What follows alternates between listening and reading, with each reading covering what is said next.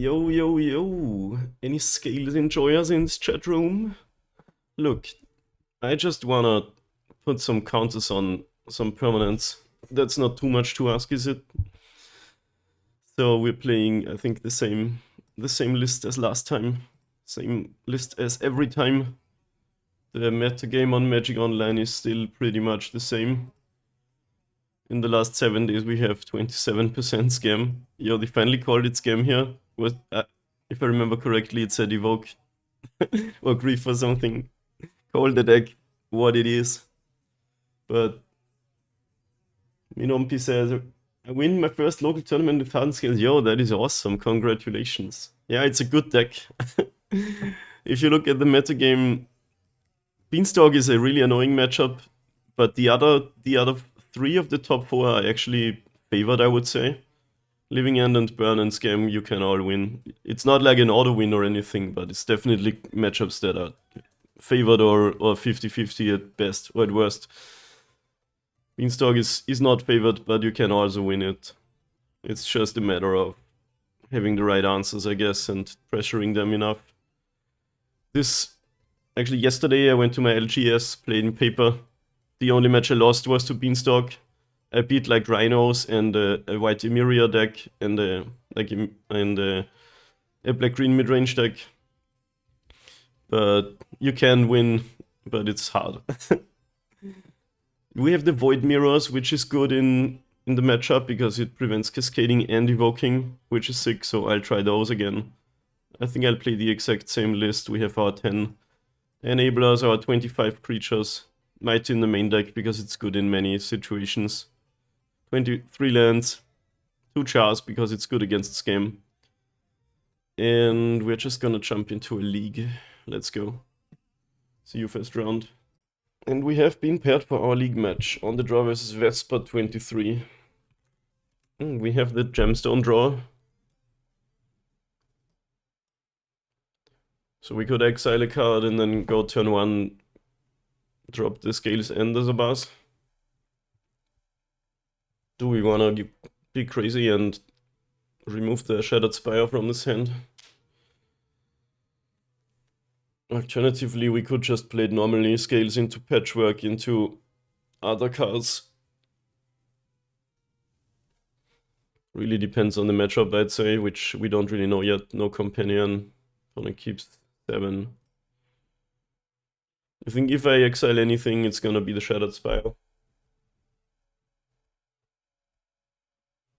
You know what? I'm not gonna do it and go Scales, Patchwork.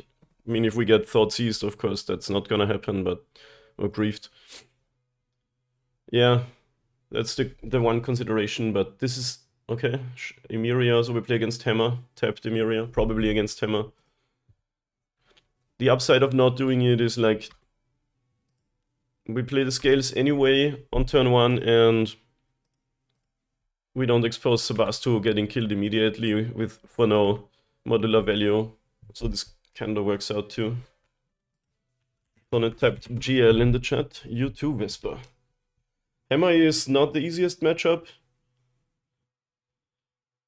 I might actually consider playing Shattered Spire into Ballista because the Ballista on 3 counters is pretty good against them. It could still be a different deck. If they only have dual face lands, it could be like, okay. I was gonna say it could be like Belcher or something, but Stoneforge means it's definitely Hammer. So, yeah, like, Patrick isn't amazing against Hammer. We could go Shattered Spire, let them untap again, and then drop the Ballista because... already a bit scary here. Because then, we get a Ballista with 3 counters. Laned. If we did the gemstone thing, we would have red mana for Zabaz, so that's something to note.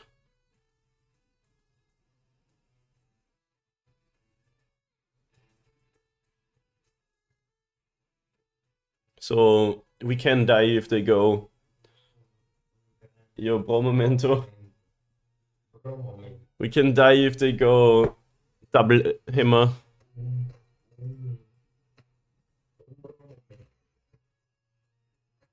Alright, yeah, let's forget about the patchwork for now. I don't think it's too good against Hammer. We need to stop them from killing us. So we can die here if they have the...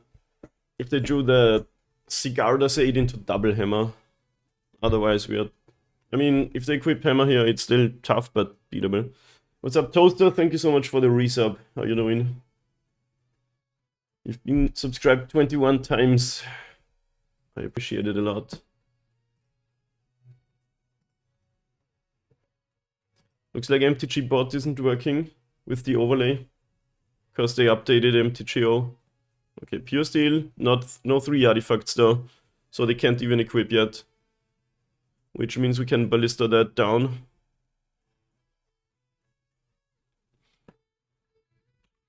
Stoneforge attack for 1 is something I'm comfortable with.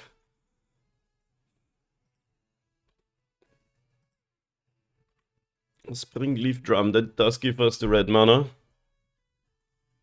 So we can drop Drum, Ballista and Zabaz, and then later on destroy our Zabaz to put more counters on Ballista.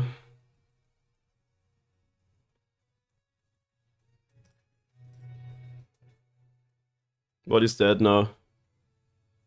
They changed something about the mana on Magic Online.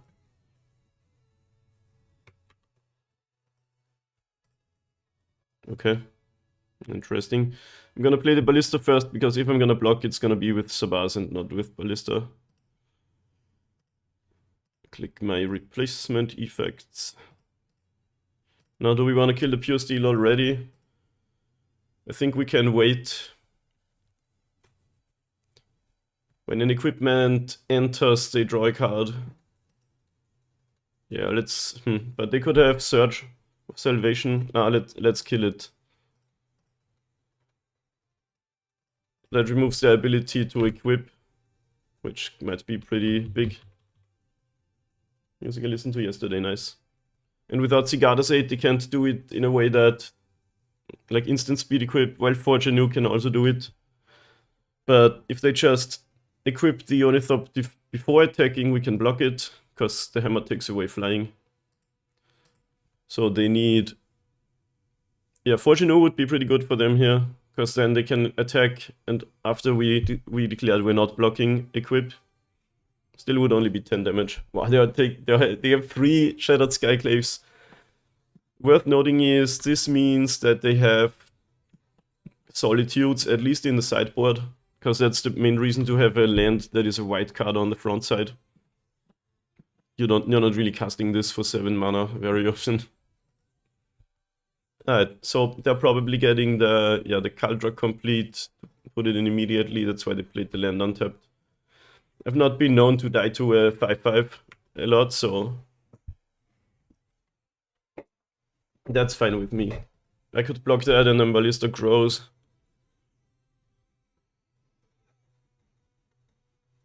But we could also chill. But I guess we can do that, and then next turn we can cast out 2 things. I get it. Ballista becomes a 6/6. I mean, if we find a Ravager, we might actually win. So, one thing to note is, this has the clause when it deals damage to a creature, gets exiled, but not if the creature is already dead. So we do get our modular here, and take 2 damage to the face. Like, this is on the stack now, but the creature is already gone. Not a replacement effect, thankfully. I would like exile touch. Opponent at 14 already.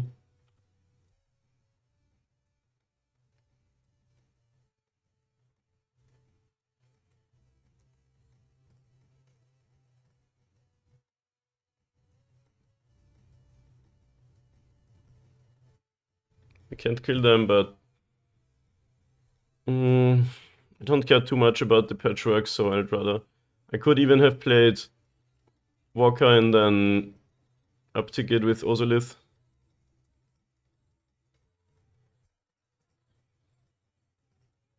But now we can, if we want to block again and get 3 Thopters.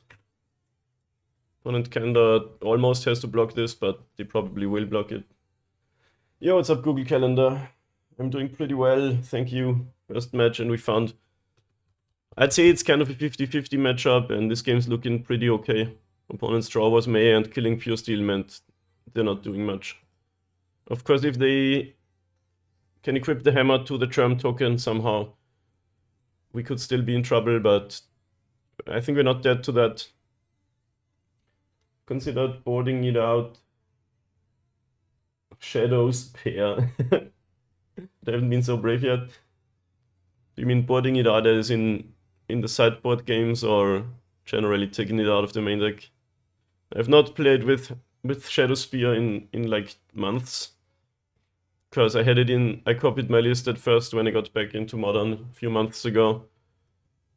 But I found that almost every time I took it out sideboarding, and in the matchups where it really shines, I didn't need it anyway most of the time, so I just play without it.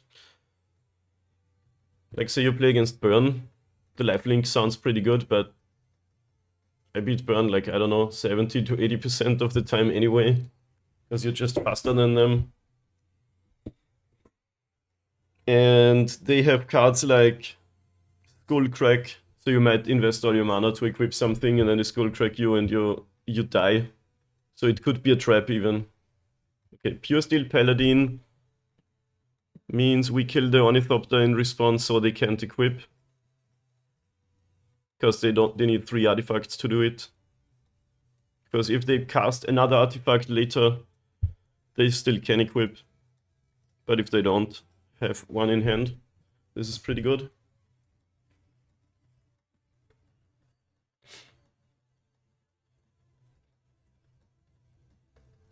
They have Search, we just ping again. Okay, nice. Opponent's basically almost dead. They took the hit, interestingly. Okay, there is Cicada's Aid. Sure. That's not an artifact. So we can just let that... Or rather, we have no response to that. If they have a hammer in hand, we still don't die. Technically, they'd have 17 damage, but we're just gonna block with Walker. No attacks, nice. I like that. Opponent's basically dead.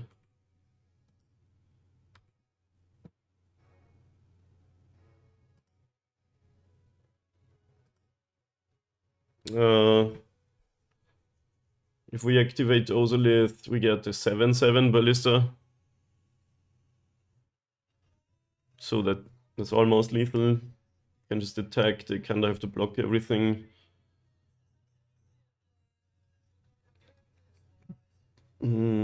So let's cast this.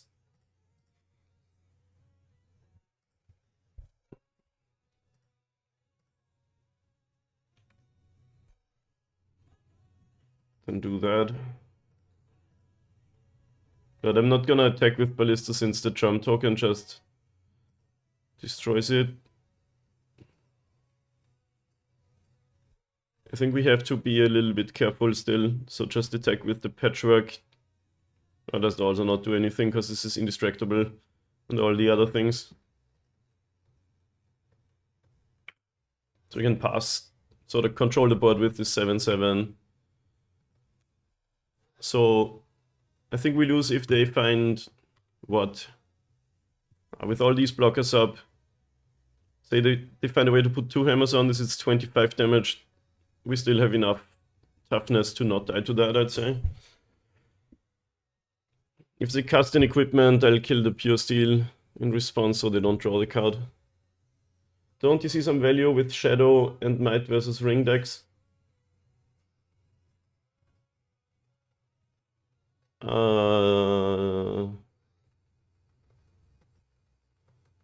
What does Shadow Spear do versus Ring decks? Alright, sideboarding, we have a lot of stuff.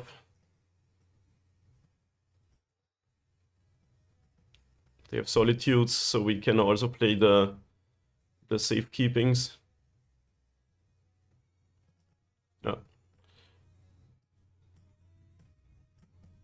Usually if I bring in these, I want to take out some of the stirrings, especially in a matchup like this. As we just saw here, the Patchworks are not great in the matchup. I'll take out at least 2. Also a Cauldron, I guess. It's a little bit slow. Something like this. Even though we go a little bit down on creatures, but we still have all the things that kill our opponent. Because you can destroy it. Okay, but how do I destroy it? With, like, Nature's Claim? You'd need both. I think in that case you'd rather use Haywire Might to just exile it, or get a Pithing Needle to shut it down. Which is good against some decks, but not against those who have Prismatic Ending, because that, and Leyline Binding, that they just take the needle away again. Yeah, I like boarding all these. You could bring in a needle, but it's not that great. Winning game 1 versus Hammer on the draw is sick. They just had a slow hand, and we did the control game with Ballista, and that worked out.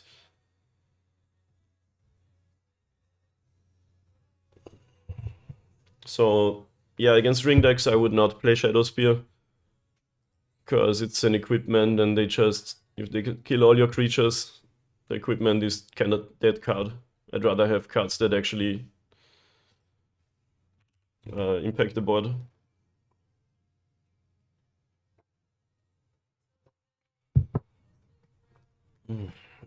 Looks like a keep. This is a draw that can get overrun by a fast draw, but it can also kill the opponent with a little bit of help. No sideboard cards, but I think it's a keep with Scales and Ravager. Yeah, I'm not claiming all my arguments are 100% correct, but that's how I see the situation. The base is actually kind of sick.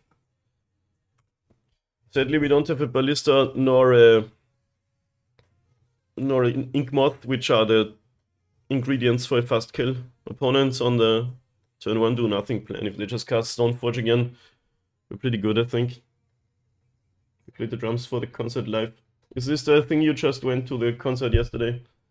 I'm totally not focusing on the music right now, but that's awesome. It's glad to hear that you liked it. But how do you not have any place in Hammer? Oh, Nexus. Don't mind if I do. And for now, do we play the Shattered Spire? I think we can, since they're also not presenting any danger for now.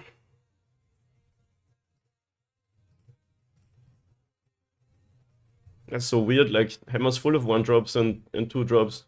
What do you have in hand? Only Solitudes and Searches of Salvation. You might want to play around those if possible. Yeah, Nexus was a good draw here. We needed a land, and it's a win condition too. We just have to be wary not to run into a Solitude.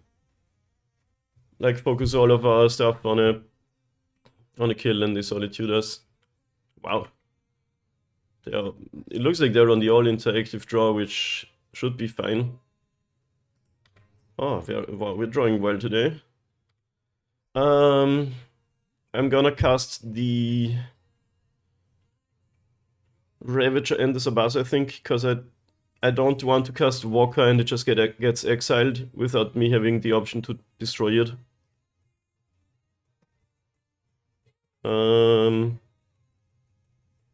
Play this first, I think.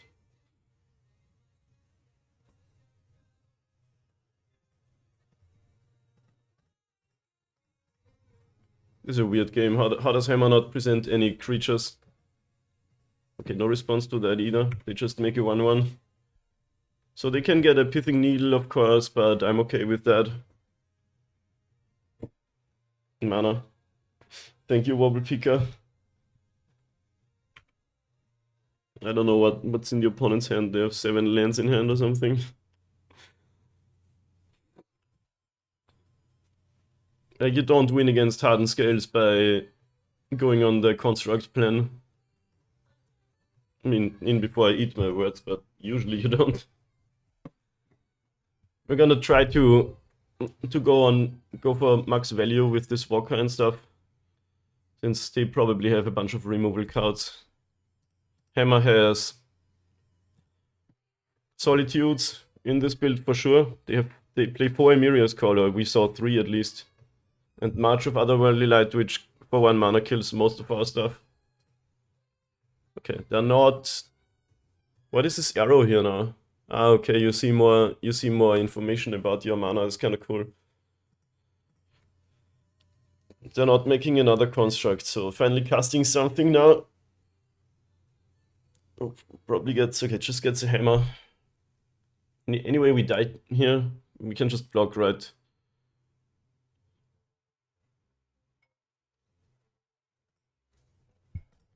But I'm still really confused as to what's going on in this match.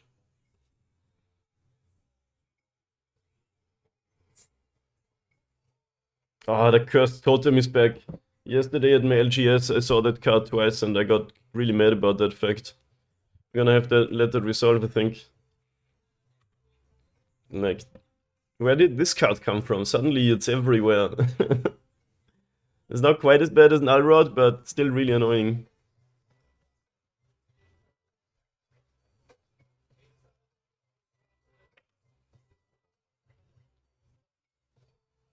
Well, now I wish I had my core, because that lets me still sacrifice stuff.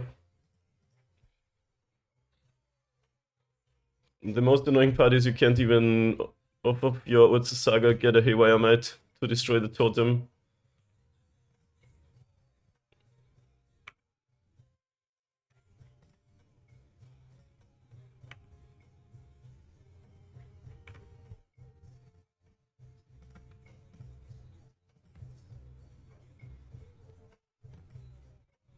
We might still be good, depending on what else they have. Because without trample or flying, this isn't really that big of a deal. Oh, there's Thopter, but that loses flying if they put a hammer on it. But hopefully we find one of our things. One of our removal cards. That's 3. Glimmer Wasp.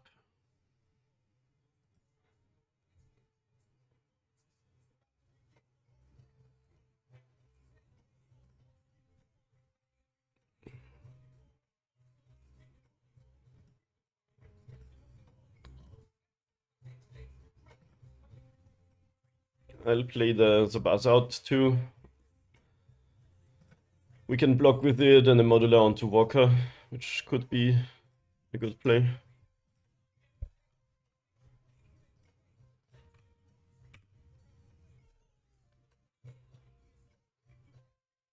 I hate the Cursed Totem.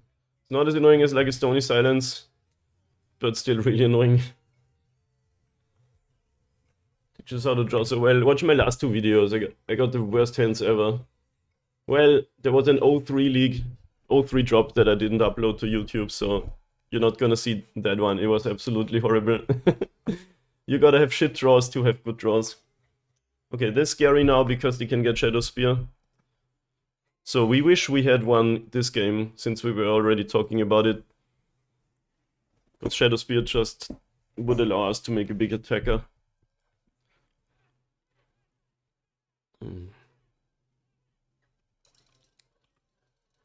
Okay. First totem in your Stoneforge Mystic deck. No attacks. So they don't have any hammer in hand.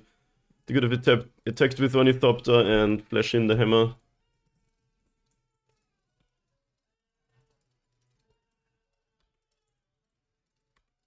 Let's come on, give me my Nature's Claim or Force of Vigor. Okay. Could also just try to kill them with Inkmoth Nexus. I think we don't need any constructs, really. You know what I could have done? Activate Inkmoth and then get seconds Abbas.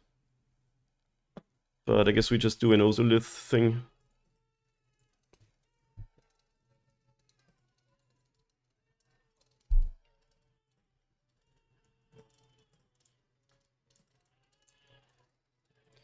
Something about Swarm Sheriff or Basilisk Collar, I think it would be much better as these creature matchups. Not really, I think the Trample is pretty good. Collar is specifically good with Ballista. But besides that, like... I mean, I guess against the 14-14 the Death Touch would do some stuff, but...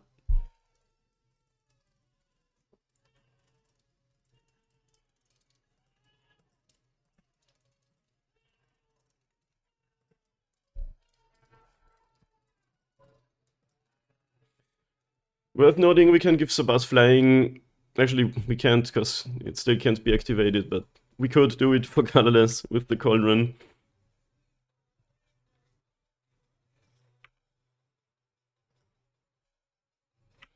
Anyway, we have now some Ozolith value. And I think I might remove his artifact to block or activated abilities. Activated abilities of creatures can't be activated. Sad but true.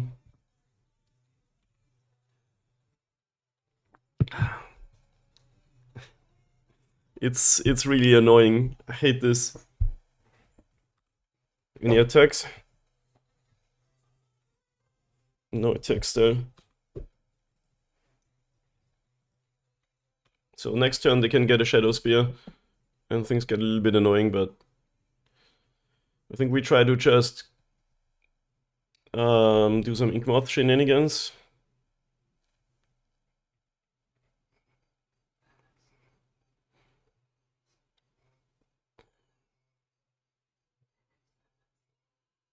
Lower.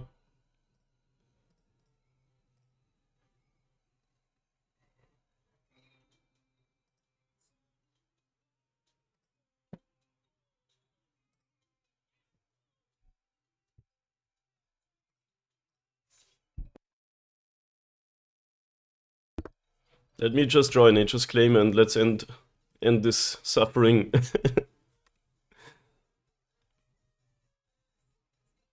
Come on. Nope. Land. Play it.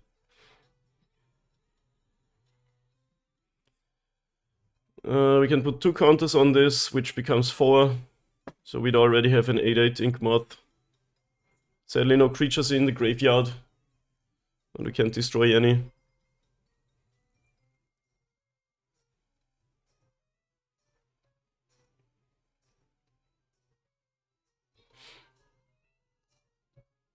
So I think we attack for 4 and then put counters on the hangerback to have more blocking toughness. They're probably just gonna get a Shadow Spear or something.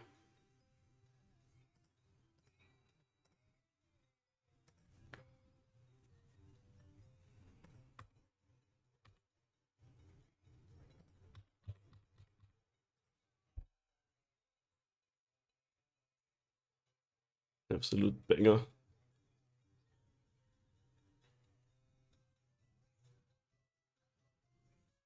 I guess I still could have done the put counters on Ozolith and then move it to something else. I get one more counter that way, because it also works on artifacts. Anyway, opponent takes 4 in fact. 4 poison counters.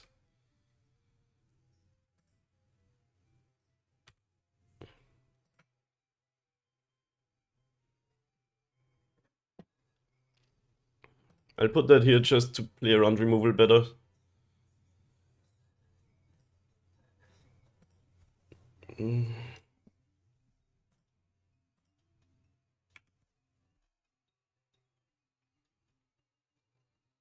What an annoying game. But yeah. Like that's the Hardened scales way. You're bad against so many things. You're bad against ability hate, some forms of graveyard hate like Leylands of the Void type effect. You're bad against Forces of Vigor. But on the upside, the deck is very powerful. Yeah. So 2 mana to make a construct and probably 2 to equip a Shadow Spear. Should be beatable.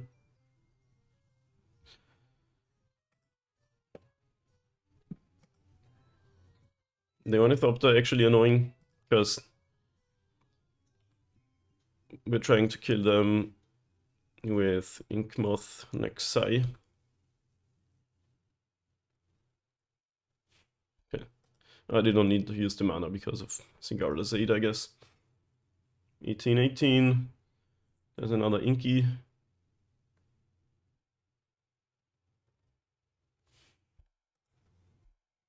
Three cards left. It really kind of depends what they have. If they have some removal cards, we might lose. Otherwise, we can still do this.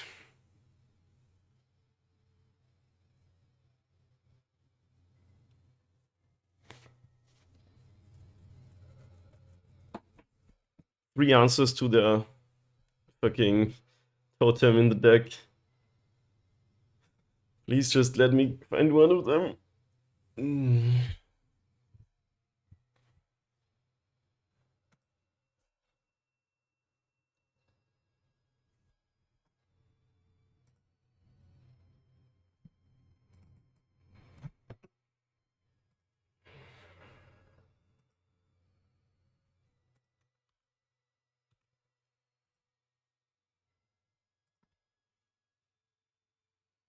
(1818) coming through. I mean, we could block with everything to destroy it, but it's not really worth it. Oh, they're not attacking. Coward! Why wouldn't you attack, you coward? Still no creatures in the graveyard.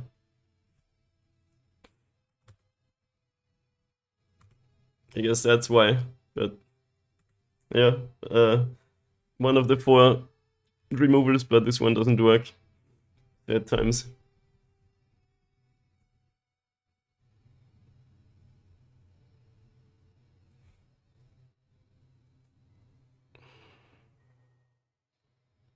Dude, you can re-equip for 0, attack with that, and then make something else big again. I guess they're just scared of me having creatures in the graveyard.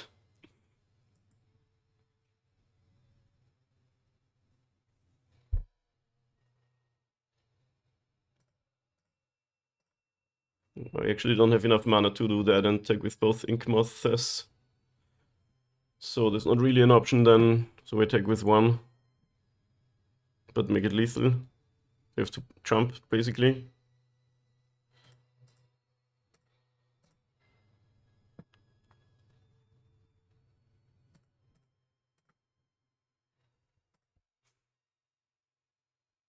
Yeah, Tron is a coward. That's why they didn't attack. Did you know you're not gonna win the game by not attacking? Well, not with Hammer Time.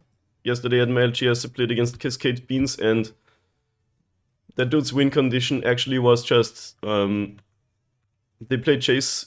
I don't know what the Chase is called, but the one where you win when you deck yourself. And it actually worked. Yeah, Shadowspear would be good, I guess, but... yeah. As long as opponent is a coward. Oh, now we get Cauldron fodder too. Sick. Anyway, the last turn of the game, they had 3 Beanstalks out, and then they drew the last 20 cards or something by just evoking some shit and playing a Lorraine Revealed, which drew 6 cards. You actually kinda gotta admire it, it's kinda beautiful. Oh shit, do we die to Inkmoth now? I think I forgot about that. I can't give it my creature flying. Let's see if they do it. Actually, yeah, they can equip it and then activate it again, and then it has flying. So I kinda didn't play around that. Oh, they didn't do it though. Opponent probably doesn't know the line. Hammer is a tricky deck too. You gotta know your interactions. Wow, look at the coward.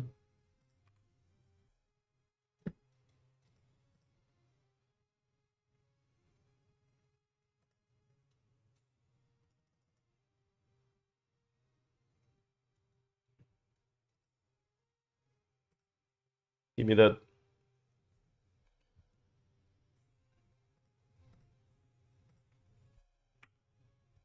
Why wouldn't you attack like ever?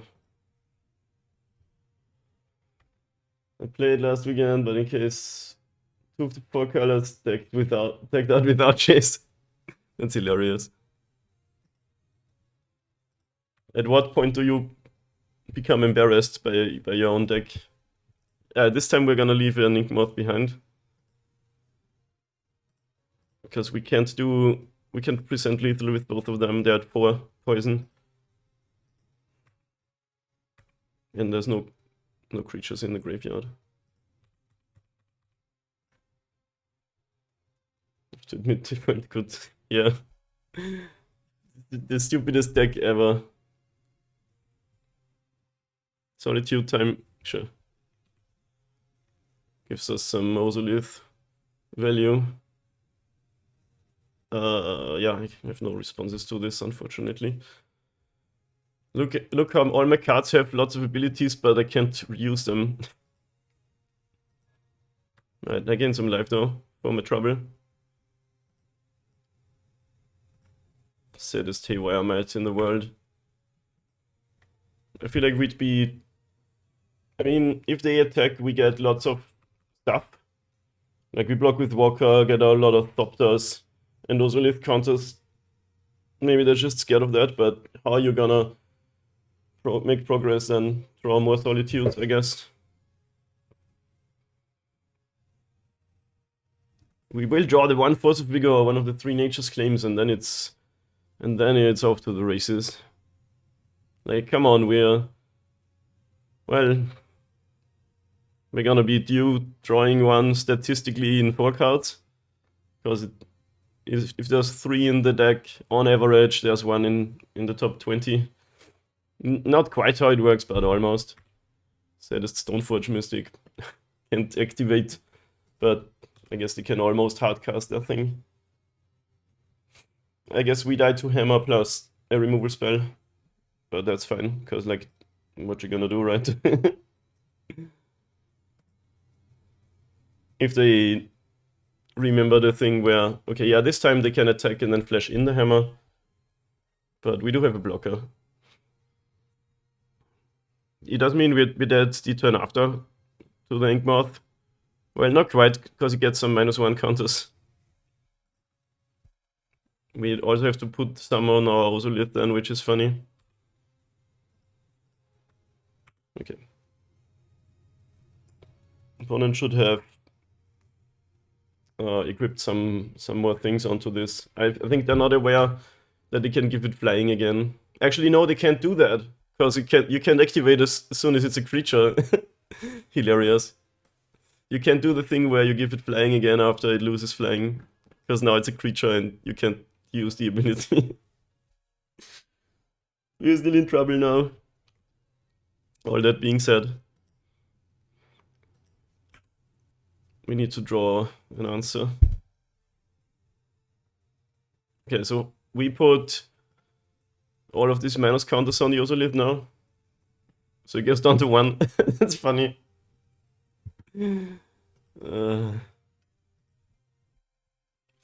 Yeah, I think all things considered, our opponent actually played it well. Because if they would attack with anything else, we can block with Walker and get blockers for the Inkmoth. I think we're dead actually now.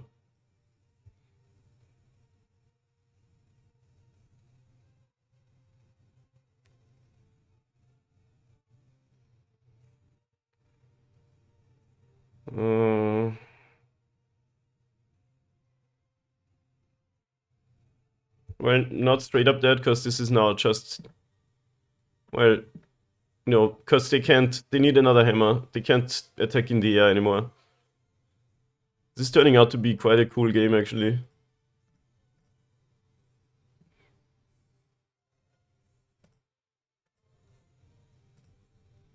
Now we don't need to do the Ozolith thing, because there's already a counter on it.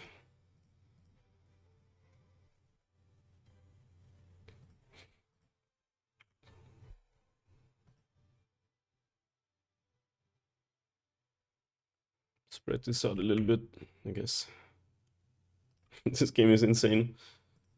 We're in game 2 and both players are under 10 minutes on the clock.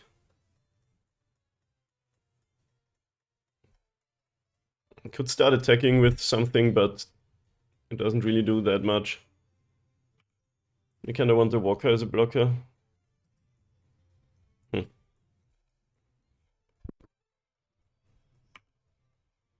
This game is kind of insane now. Opponent has shut off their ability to give Nexus flying after it loses flying. Where is my removal?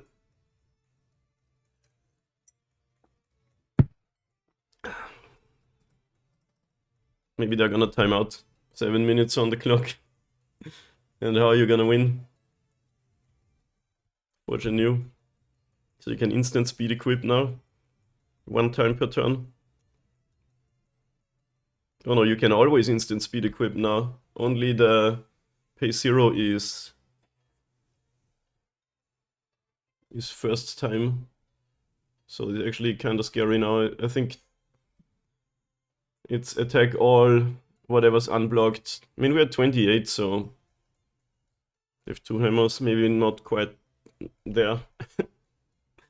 But it says you can equip abilities anytime you can cast an instant, and then it also says you can pay 0 with Pure Steel Paladin. This says you can pay 0 only the first time. The Graveyard is only with the Sagas Enigma of Nexus says. Not really many sound effects in MTG. But what sound effect does Cursed Totem make? Probably like nothing. Saddest ballista I've ever seen in my life.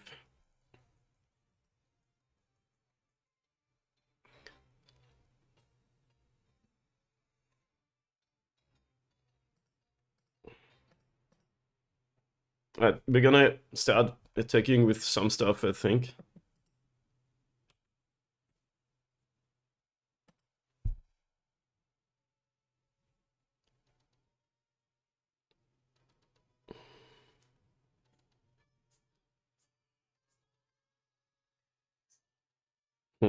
Maybe not.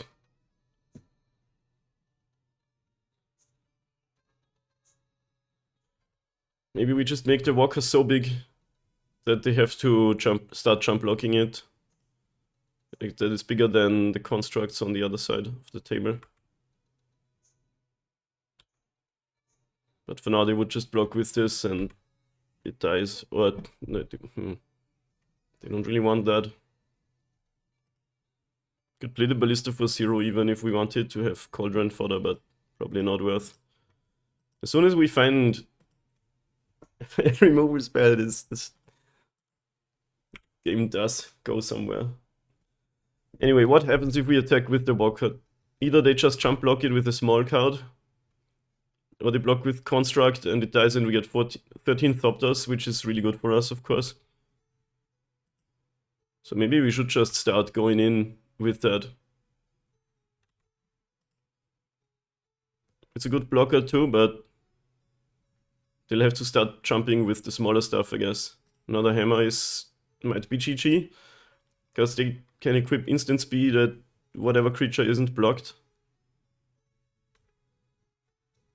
If they attack all, and then equip the card that isn't blocked, and this card is trampled, so we also have to put a lot of... Well, we're at 28, so... Let's see if they do that. They have one more creature than us, so... Well, I wonder if they're gonna time out if this goes to game 3. Opponent's down 2 minutes on us. Not sure if they realize that thing with the instant speed equip that I mentioned.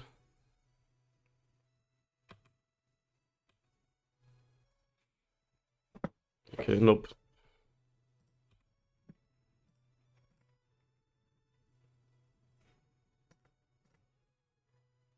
Just put some toughness on there.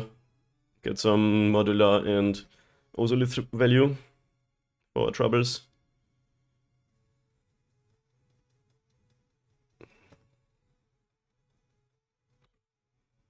We're not dead, are we? 39 minus 22 is only 17 damage. Yep. Modular that here. Get a lot of Thopters. One is at 56 life.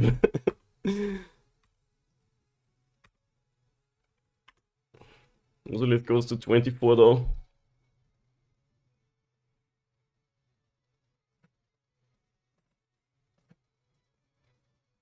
We're gonna make Thopters that might kill the opponent anyway. This game is awesome. I've had so many cool matches against Hammer. I mean, it would not be as awesome if we had our abilities, because we would just win. Opponent should have attacked all, and whatever is unblocked, flash every equipment onto it. Correct me if I'm reading Forgenew wrong in combination with Pure Steel, but I'm pretty sure that's how it works.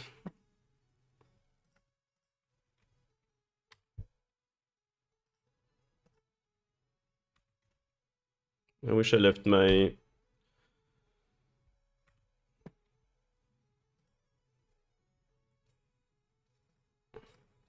I wish I left my Phyrexia's core in the deck.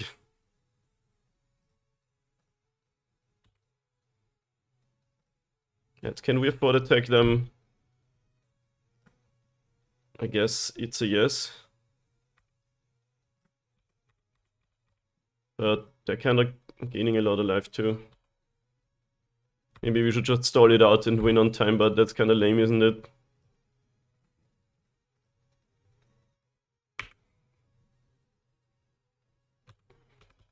We're probably winning this match on time either way, but maybe opponents gonna start to play really fast. Another Inky Boy, that's not scary anymore, really. Well, this blocks our thing. Yeah, that's 39 with 11. Is that lethal? Not really. 39 minus 19 is 20. Minus 6 is 14, 13, 12, 11, 10.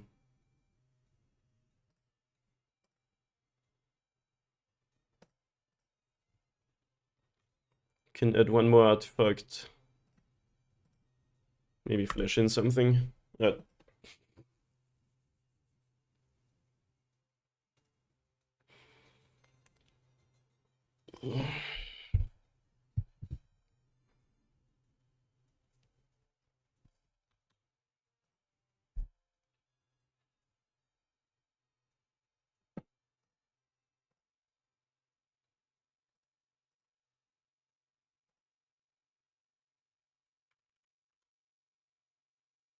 And we gain 2 life, up to 5.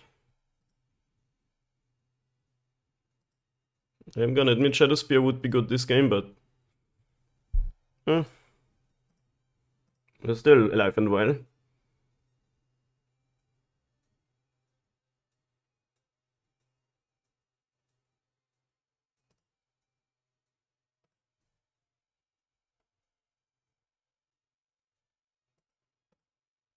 We have some dead. Blue and Ink Moth block. 62. Might be able to present lethal through a blocker. I think we go for that.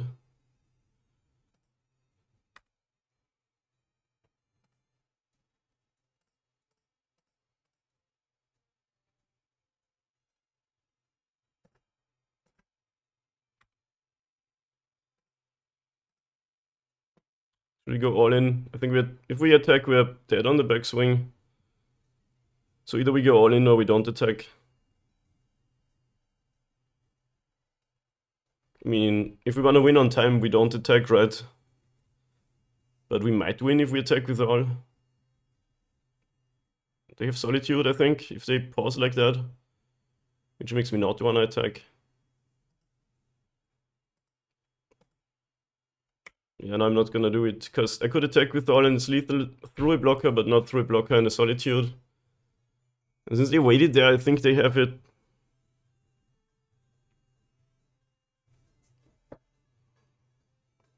It's always a bit whack to go for the timeout kill, but it's a real thing, right? See, here comes the Solitude. Oh, the Cauldron complete flashed in. So maybe I was wrong there, but whatever.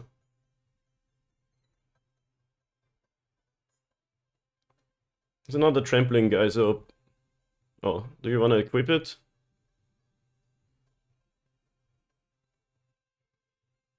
They did. Guess now they can put Shadow Spear something and have 2 trampling attackers.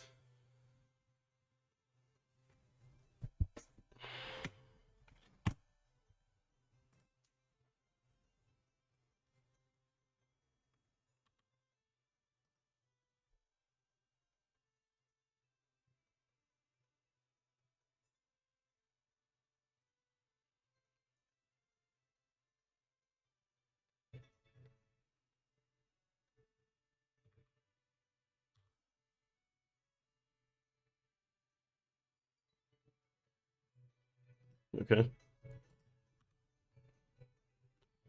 46 trampling damage. Can't kill it, so... Yeah, if they have Solitude, we're dead, I guess, but... They have 2 minutes. They're never gonna win on time. 108 life, sure, why not?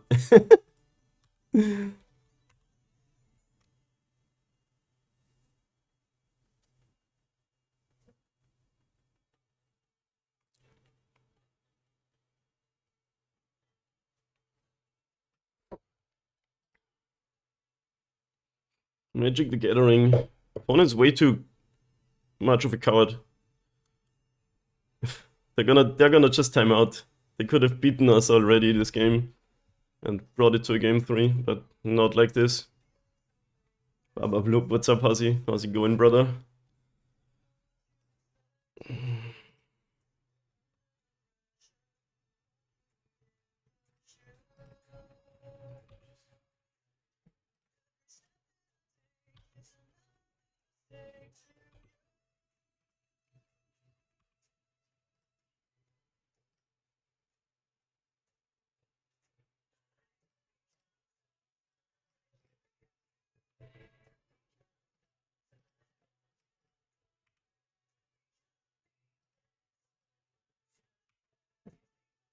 Yeah, at this point I'm not attacking anymore. I'm basically going for the timeout, which is a little bit whack, I gotta admit, but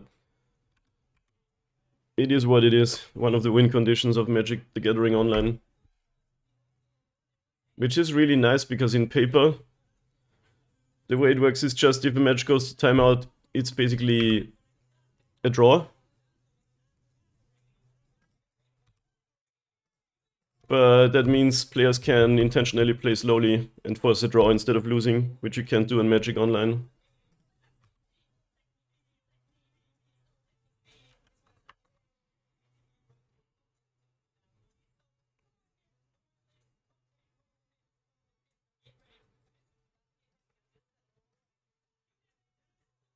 Opponent's on 45 seconds on the clock.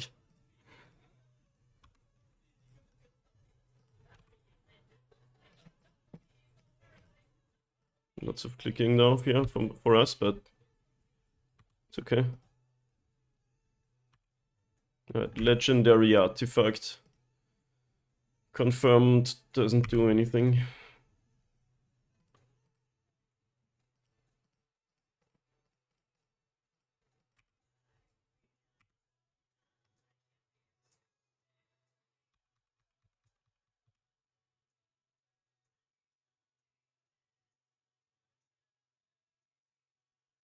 I'm not sure if they're aware of the clock. They're pausing again. That's not how you how you win now. But this is GG's, okay. So there was a moment where we could have gone for a kill, and I decided to stall it instead. I think it was optimal to play this way, but it always feels kind of weird to win on timer. The Nature's Claim would have been there in 4 turns. We won through the friggin' cursed totem. Oh my god, please get it out of here. Alright, see you match 2. Okay, gamers, that was something. We are on the play against Thopter-Blame. I'll keep this. Let's see what the Cauldron can do for us.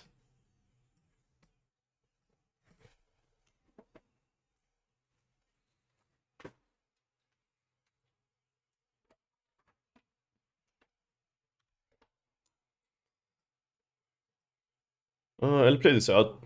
If they have some, if they wanna board Mesabaz, I might wanna save it. Alright, Thopter-Blame, what you got? 7 cards in hand. Miss gamers in chat.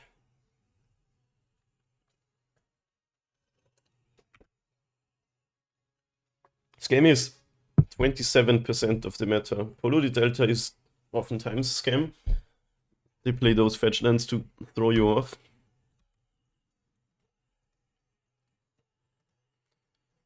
Play out my Ravager. This game with no turn 1 plays is actually sort of scary, because that oftentimes means they have the friggin' Void Walker. Oh, Watery Grave. Oh, Stern Scolding. Well, then I wish I played my Cauldron, but they probably have Spell Pierce too. That card is so good. 1 mana, counter all our creatures. Alright, blue-black is fine though. Blue-black is usually a good matchup. We have to be wary of the Archmage's Charm, but besides that...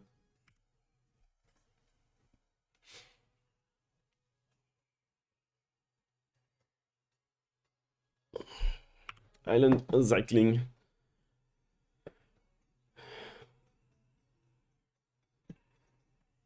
Island enter the revealed card zone. Yeah, who's scared of getting spell pierced? No, it's not me. I'll play the Might first, I guess.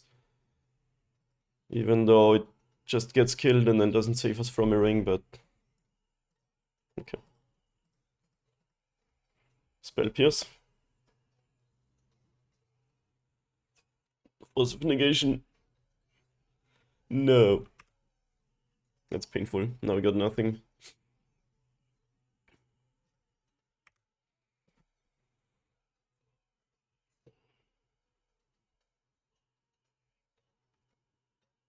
Exiled.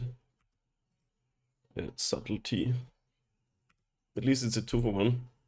But we still very much down on cards. Watery Grave. Tapped. No Archmage's Charm on the horizon. Ah, it's Bellow, it's a Saga.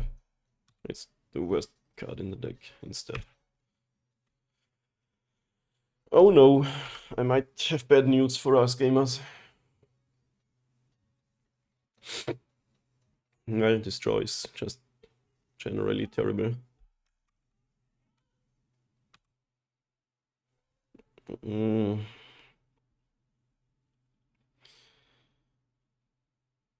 I'll take the Might because Sabbath is good against Archmage's Charm. I'm pretty sure we lost this game by drawing 5 lands and 4 spells. But we'll see.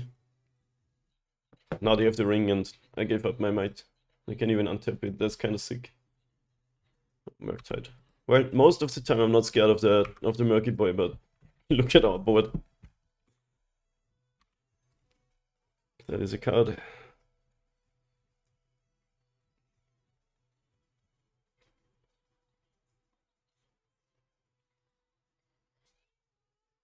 Ja. Gute Nacht.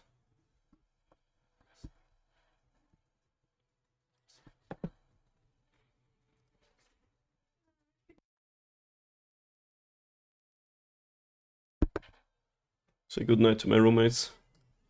I'll cast this for 1, so I have Sabbath's ability up.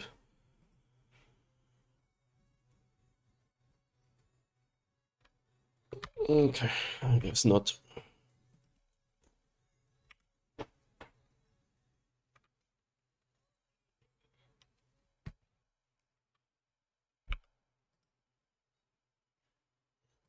I don't think we can draw well enough to not lose to this, but we'll see. We'll give it a turn or two.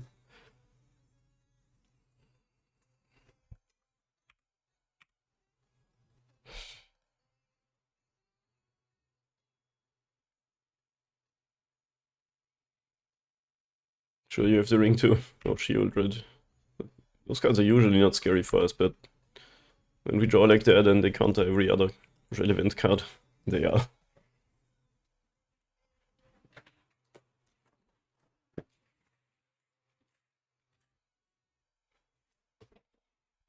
Alright, so blue-black tempo control stuff. Could play Relic to nerf the Murktide. I think we play the Tamiyo's to be better against Archmage's Charm and their removal spells. But you don't really want to overboard a matchup like this. You could play some claims to kill like Leyline of the Void or whatever they could have.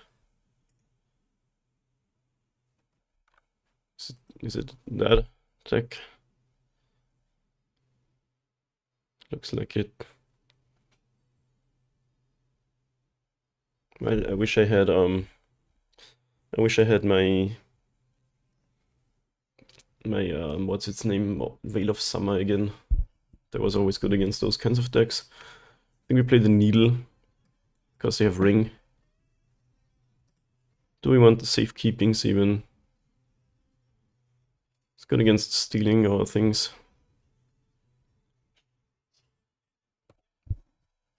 Snapcaster.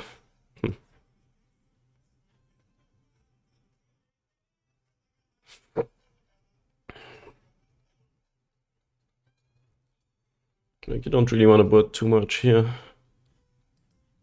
Something like this, I guess. Should be a beatable matchup. Oh, not like this though. Oh my god, the luck is absolutely running out again. Why?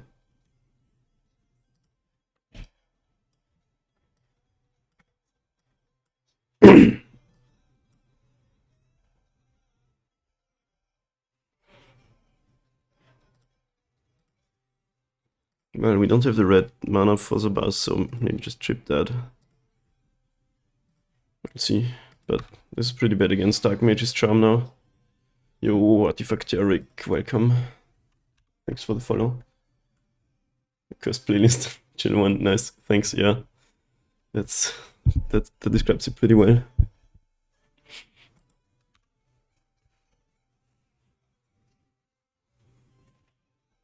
Roderick Grave untapped and then Stern Scolding. I'm still gonna play into it because they might not have it. Actually, no. Let's play the scales out.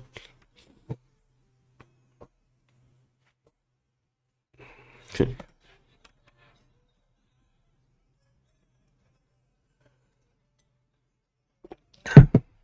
This card is awesome. Generally very good card.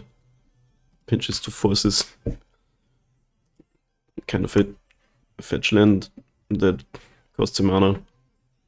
Draws a cards late game. Pretty sick stuff. Alright.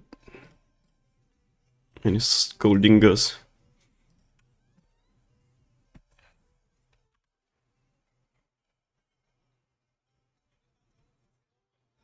They could also just untap and steal it.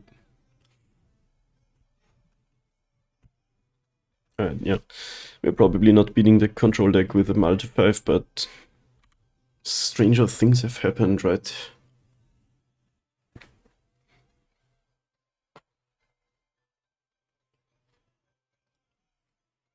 Reordering.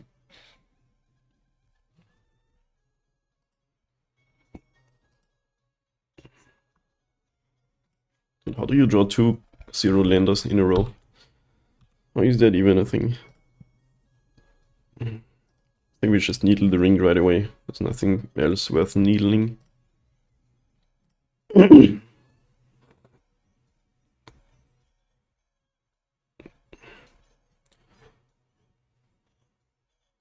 We'd have to get insanely lucky to do anything in this game though. But in response, Bowmaster makes no sense. What does it make any sense? Like now you can't counter my other thing. What is this timing? But they're just probably gonna Archmage's Charm the Walker and then we got nothing. Wait, I named Pithing Needle. That's so funny. That's the classic. I kinda in my head already given up on this game. You know what? I'm out of here. we're not getting there. That was too much. See you next round. Anyway, I want to play again against Savik with the old school Goblin Avatar. This hand's really slow, but got some good stuff. Let's try it.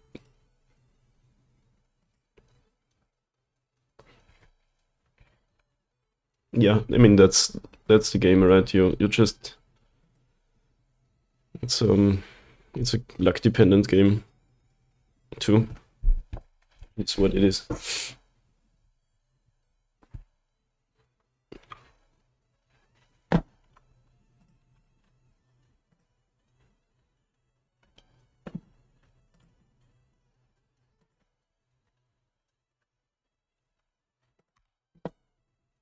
At least we have cool looking Odyssey forests. I play those in paper too.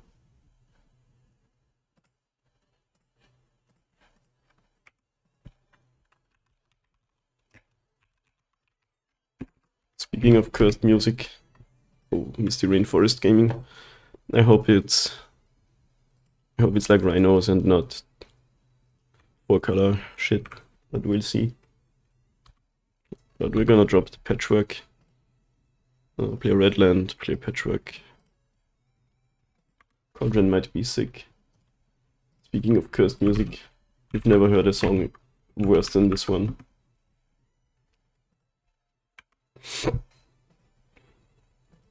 The opponent didn't even fetch in response to our spell. What are they even doing with their lives?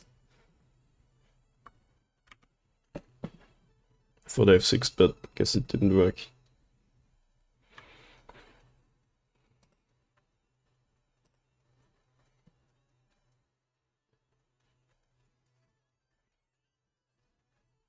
It's Breeding Pool Gaming over there.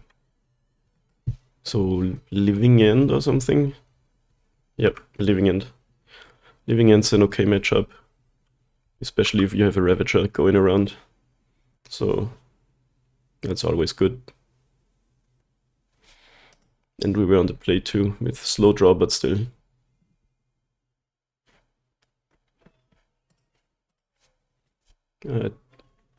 Grief. Gotta take our Cauldron away, right? That's pretty good against them too. Architects of Will exiled.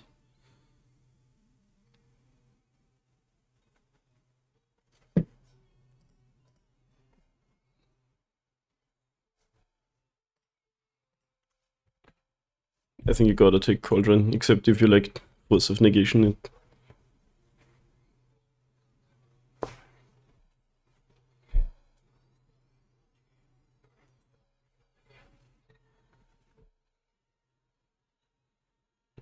This song is amazing.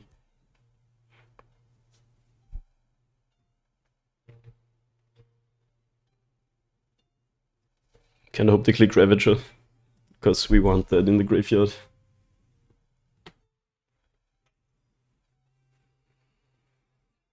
Best draw would be like, what, Ozolith probably? Like the Ozolith.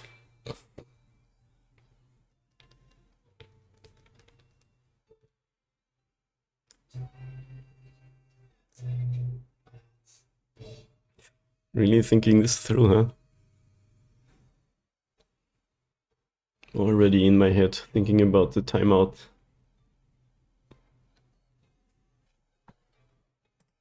Let the bodies hit the floor.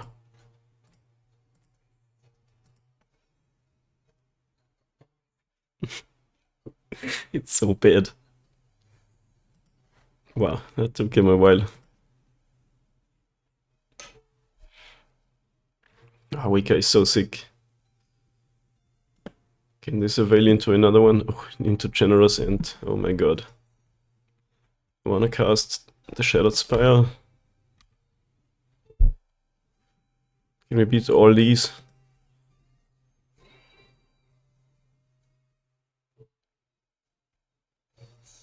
But we're also not beating it with just a Ravager.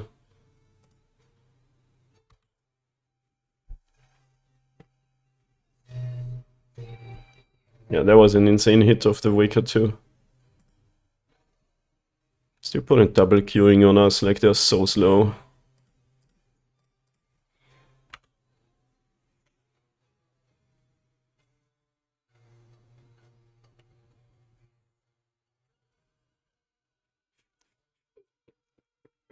It's so bad. Street in response.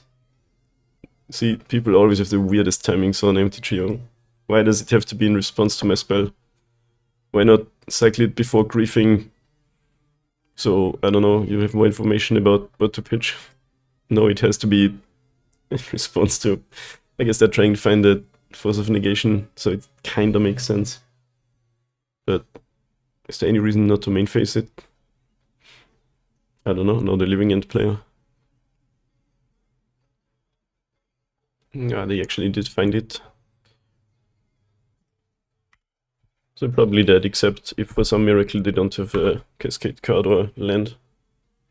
Well, they need both, I guess. But... okay. So land cycling.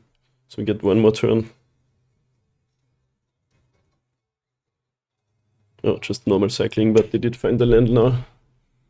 Living End only plays like 15 lands or something. Right, Cauldron is neat, but a bit late now.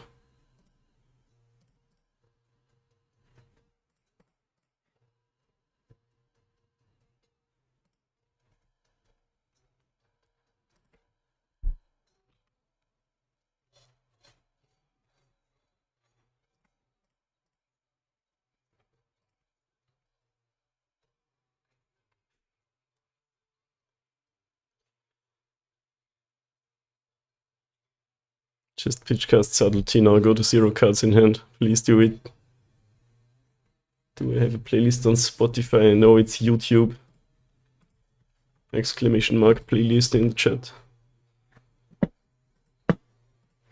This song is so bad that it's good again. We're probably not beating all that, but we'll see. What if they don't have a Cascade card after all that?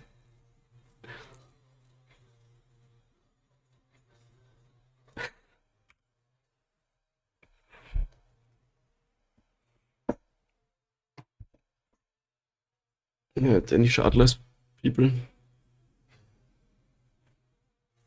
The playlist's getting pretty big by now. There's 3,000 videos in it, and it's all good stuff. Been collecting. What opponent is at 5 live? Living End, huh? Do they actually not have a Cascade or Swamp Cycling? Last card must be a Cascade card, right?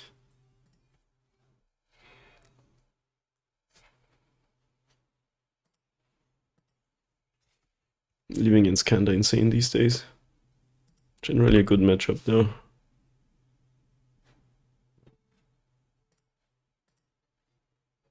If we draw Ballista, we can still probably kill them.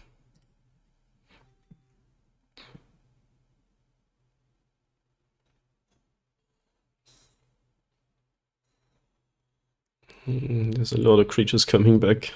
We can exile one of them.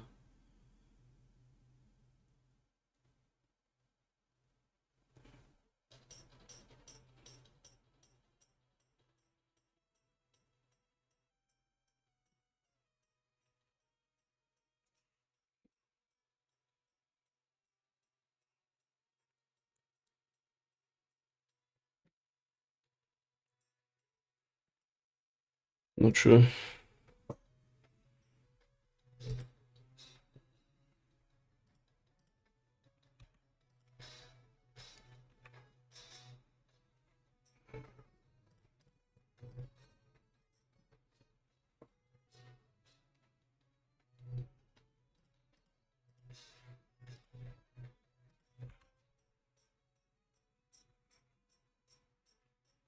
It's a lot of stuff.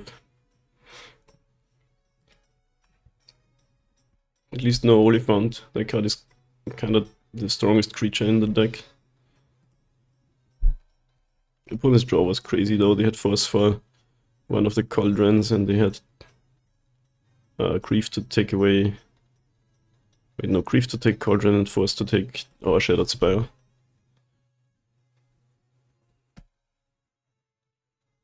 They can even rearrange our top. Living End goes crazy.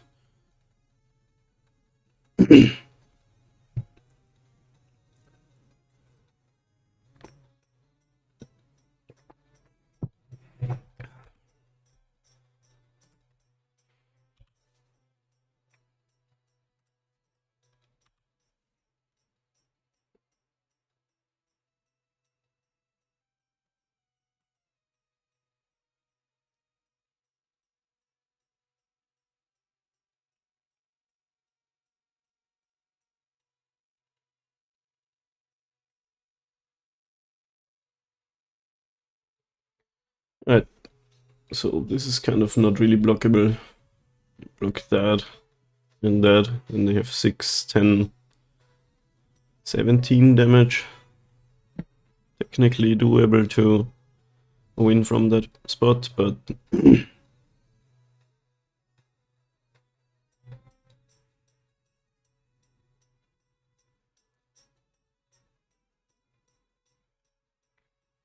So we need just 2 blockers, I guess. Only can gain 3 life.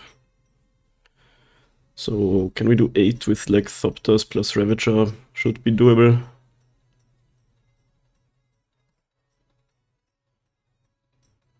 But they can always just leave something behind and kill us slower.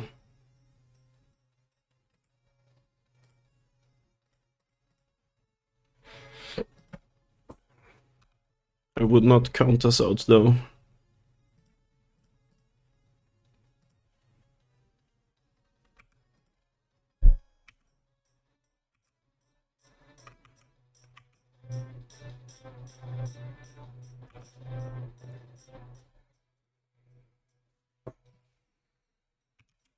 Until the classic.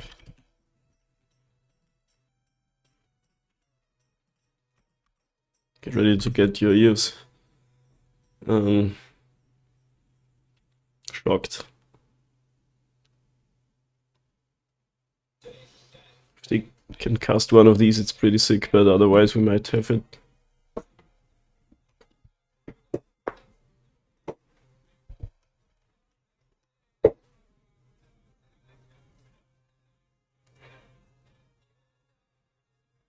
Can only make 1 Thopter here though, which might not be enough if they leave the Reacher or the Flyer behind. Funniest part about living in is how much damage they take. Like that 5 life.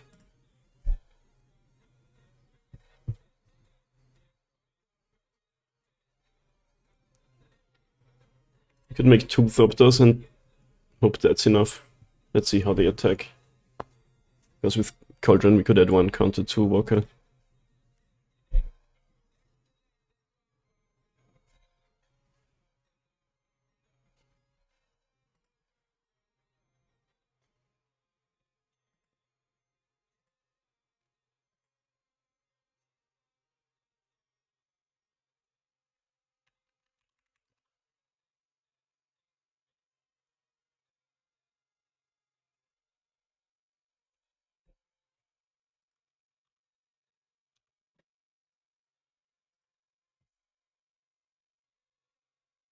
Any cowards? Being a coward already lost 1 opponent the game today.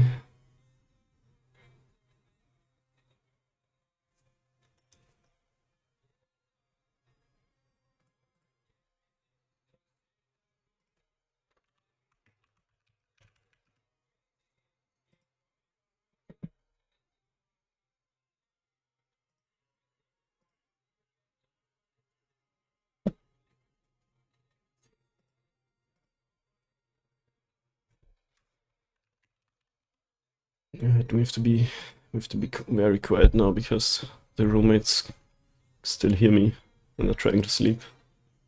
Our walls are insanely thin here, it's annoying. Any cowards? Okay, I think we take 6.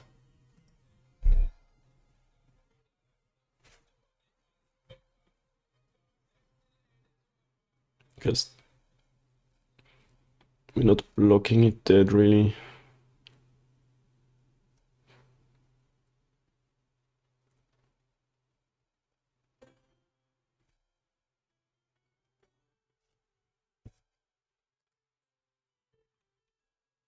Alright, 6/6 for now, I guess. Yeah, triple blocking doesn't really accomplish anything. What a coward. Land. This food token is gonna be annoying. No creatures to exile. Untap. Yeah, Sebastian's pretty sick actually.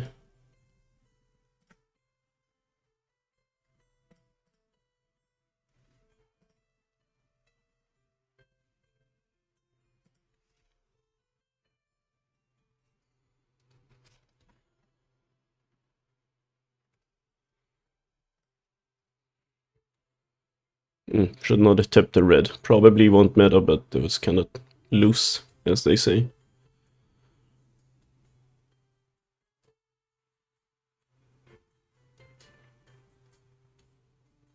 Yeah, I might actually have needed that, possibly. We'll see. Actually, it doesn't matter. Cauldron says I can use any color of mana. So that's good. Do you want to get some Ozolith value here? Possibly, yes.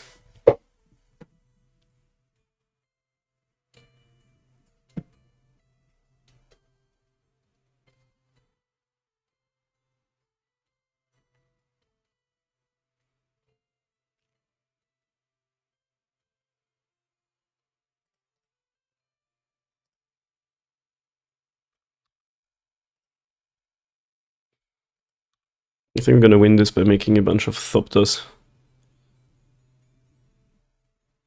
And killing them with big ones.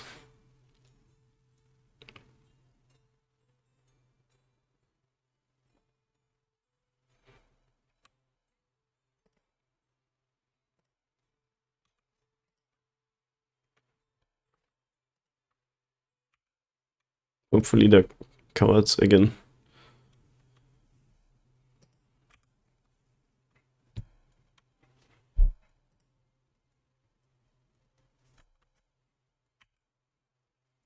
If we find Ballista, we just win.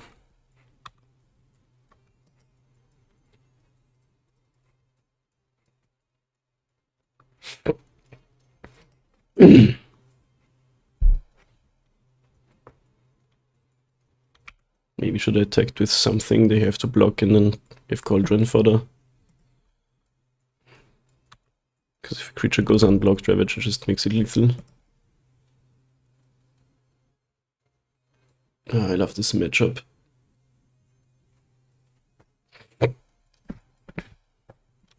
Like, who has the better board right now?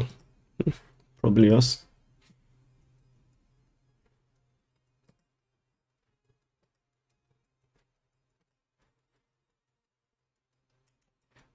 I think it was crucial to exile the Grief. That Walker is gonna do some work for us.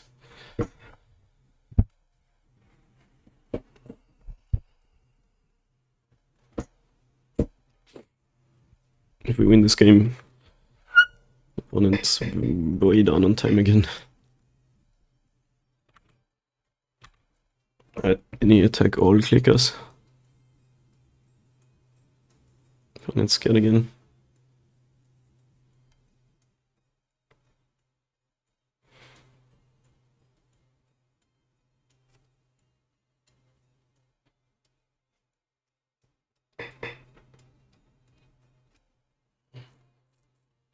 I wanna make the Walker as big as such that it kills the troll. We can make it a 4/5 with its own ability. And then Sabaz onto it, it's a 5/6. And then Cauldron, okay.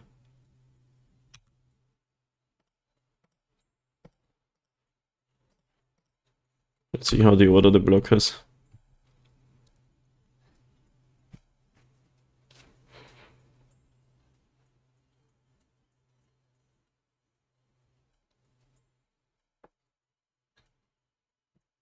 Okay.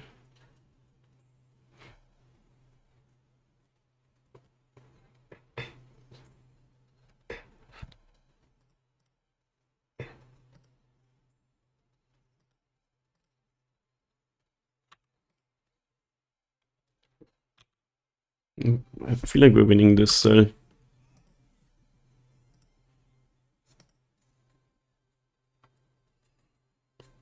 Now, do we make 6 Thopters this turn, or do we still wait?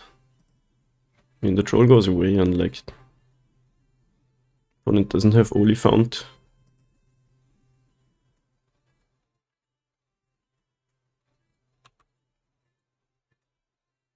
I should have eaten the Petrarch with Ravager. Give it one more counter.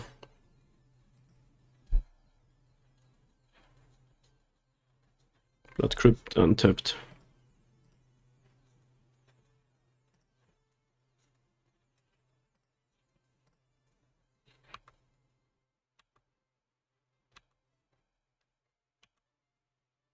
Nice. Kind of feel like they can't beat this.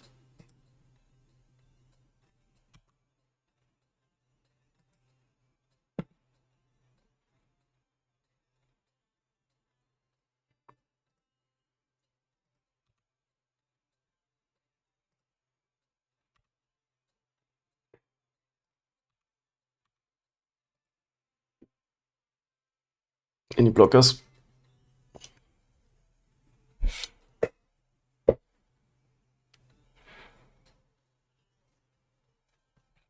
Wow, that means I don't even have to do anything.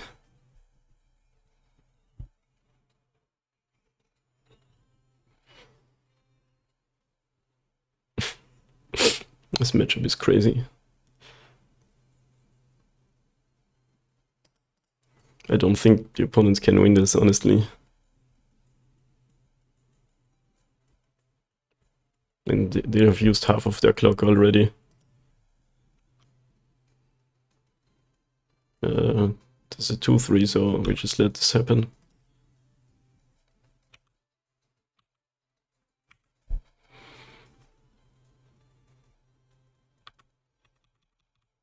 I think they should concede, honestly. Like, what are you gonna do?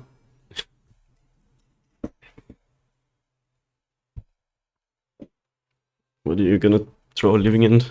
Or like cascade card? I mean, technically they could boss H2 something, but at this point we just get so many. We make like 15 Thopters and attack them dead.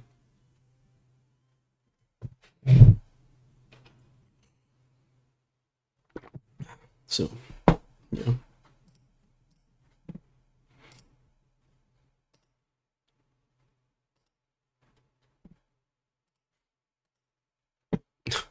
Oh, that's not gonna be good enough anymore. If only we had a swamp, huh?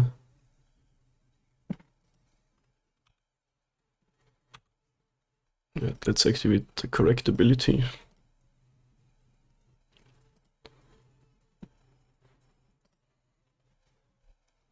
Stones.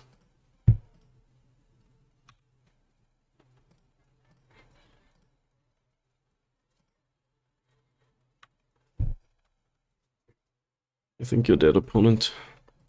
I love living end. So good. These work against the cascading. This works too. Could play some of these against the Leyline of the Void. Do people play that?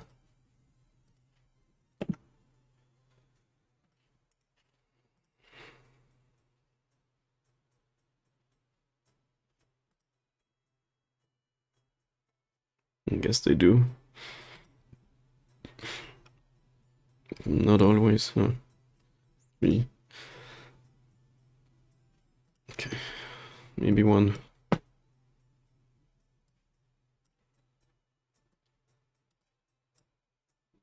Don't love these and these.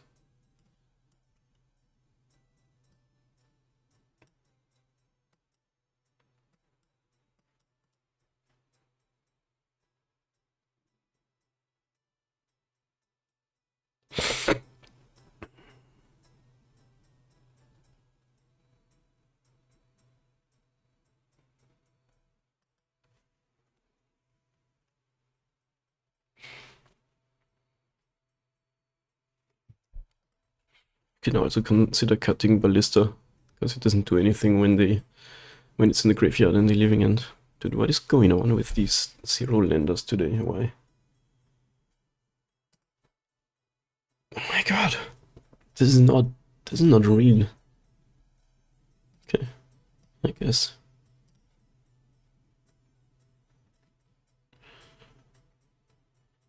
I guess that works.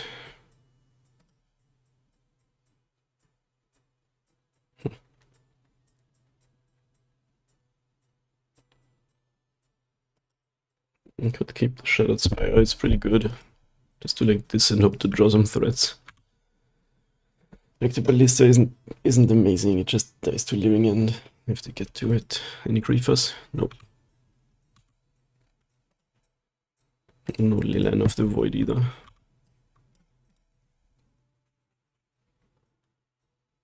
Opponent did mulligan to 5.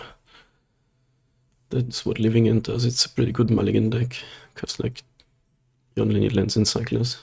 You're gonna find a cascade spell eventually.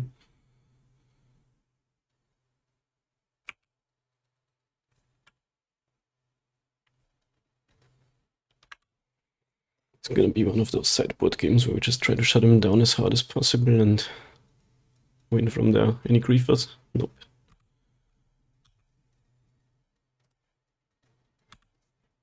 Any forcers? Now I also have to be careful not to cast anything with only colorless mana.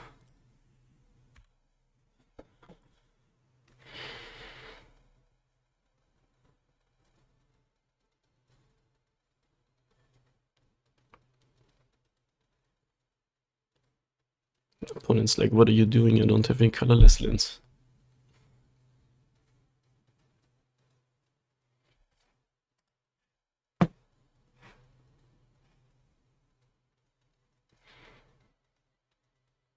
In response, I guess it makes sense. Got any forces, opponent? Foundation Breaker in the graveyard. Shouldn't you take that in hand? Well, they probably have force now. Yeah, Bro Momento. Right, yeah, they do have the force. That's pretty good.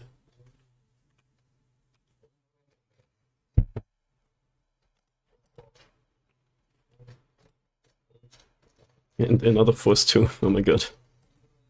That's insane. Yo, Monty, thank you so much for the sub. What's up? Okay.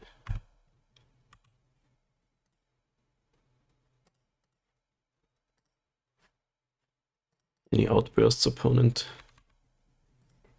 Oh my god, we got double forced. On the Mal to 5-2. Okay, no other Cascader for the opponent, but they're gonna find it soon, and we have no hit cards.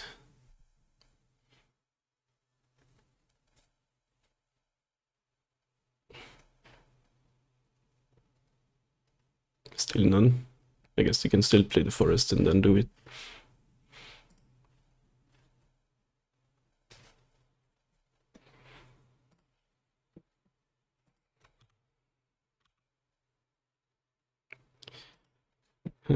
Ravager versus the world. I guess both players Mal to 5 this game.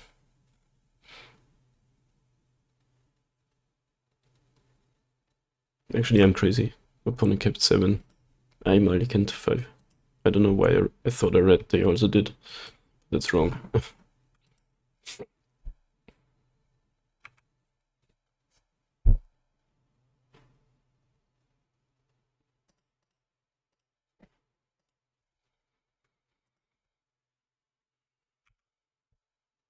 Yeah, this time not looking so good.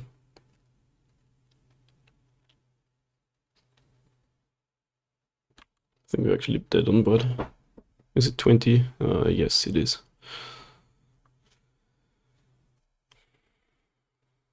So this was just pretty bad luck, mulliganing to 5 and getting double forced.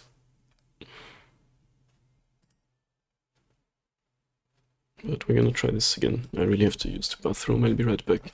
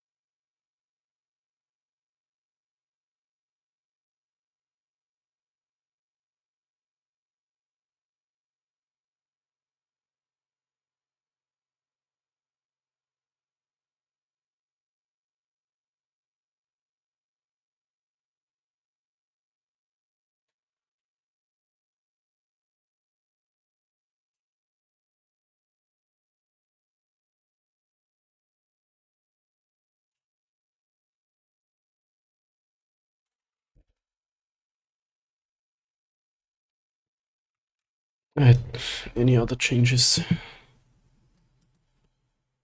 Guess not. Can we do this? Let's just not find 2 0 land hands once again. That already happened twice today, like what are the odds? What's the odd of a single 0 lander?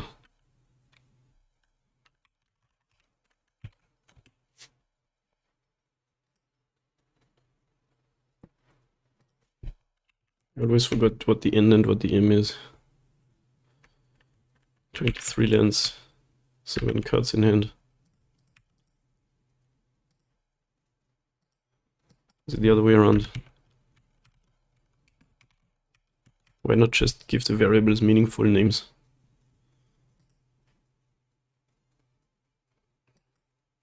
Let's use the other one. But this one would give you a graph. See, this one has names. This is way better.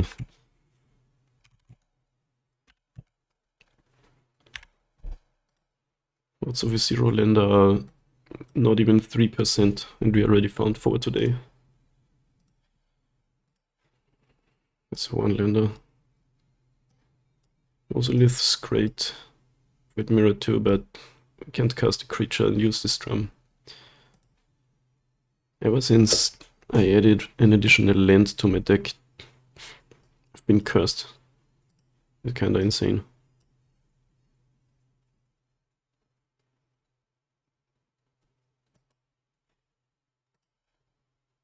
Definitely keeping the 2 Cauldrons, playing that on turn 2. It's pretty sick.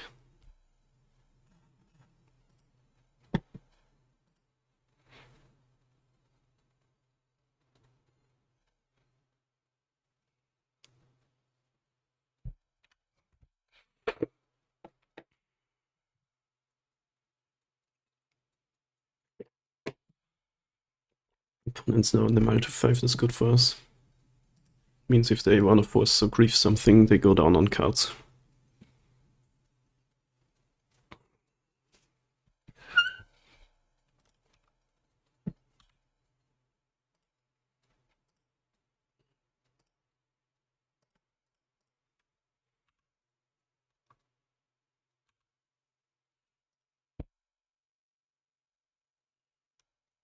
Haverer.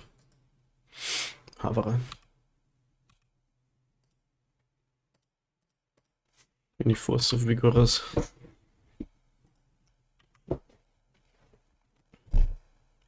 Cyclist.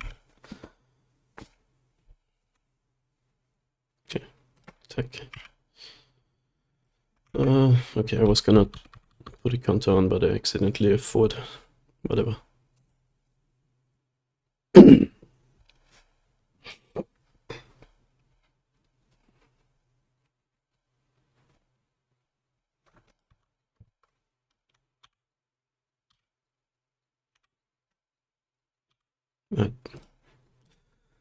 Nibbling away the graveyard.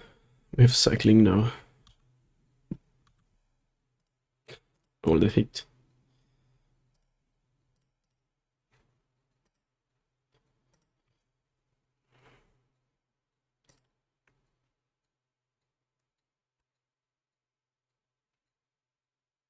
Any force of Vigorous.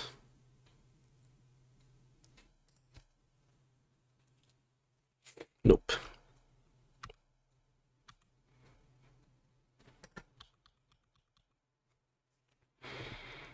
Maybe now.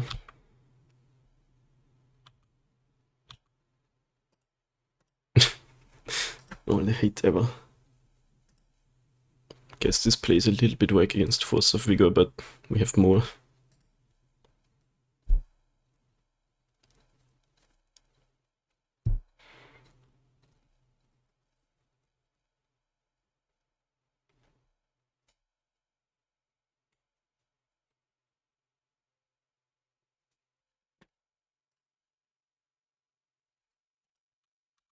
Cyclist. Okay. Yeah, I'm gonna relic that. Maybe it's the other way around is better, I'm not sure. Yeah, probably. But as soon as they have a fetch land, they can choose to exile that. But we can always choose with Cauldron.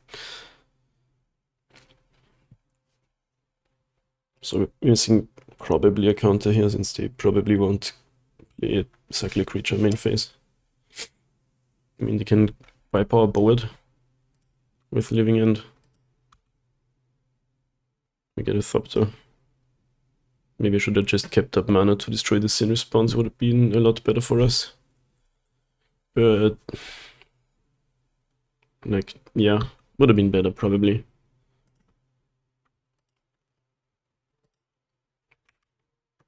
Still feeling kinda good about this.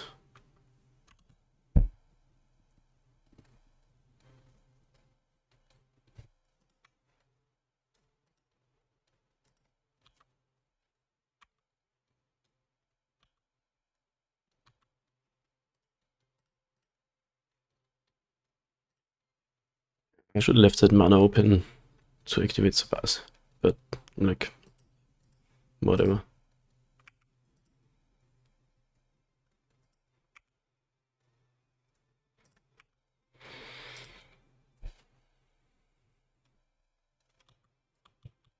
Like, Living End just doesn't do anything impactful if they have no graveyard. I mean, they can cast a 4/4 flyer, but okay. No attacks.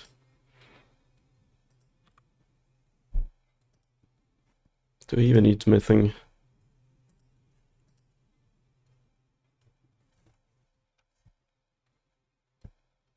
I'll go with yes.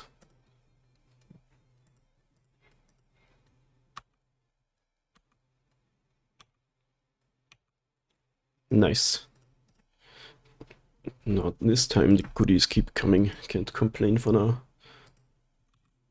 What you doing? Living End me in response. Force of Vigor Hardcast. Looks like beatable.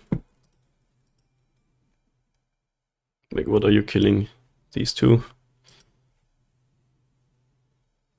Subtlety Hardcast, okay, sure.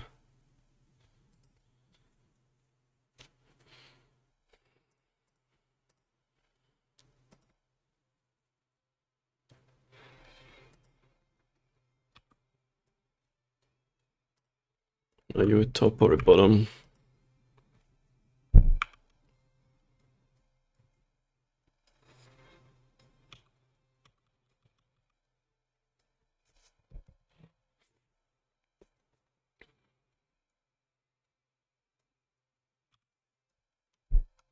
Opponent's down in the red zone on clock. People are slow. I'm at 11.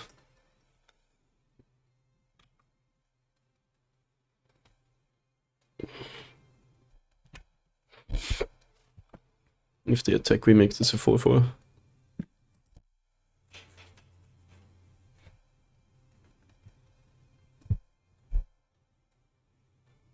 I can't imagine opponent coming back from this. Like, Living End is only good if it does its stuff fast, like game 2. Any attackers?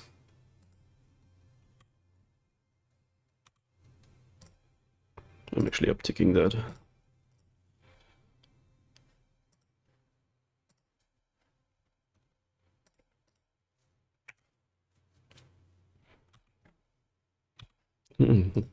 Interesting, we found Ravager.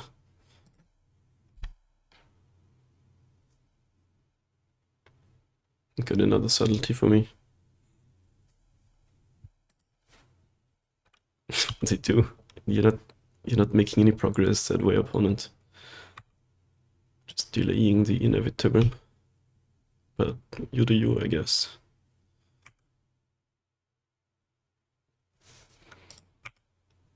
Any double blockers? Way to fill your graveyard, I guess.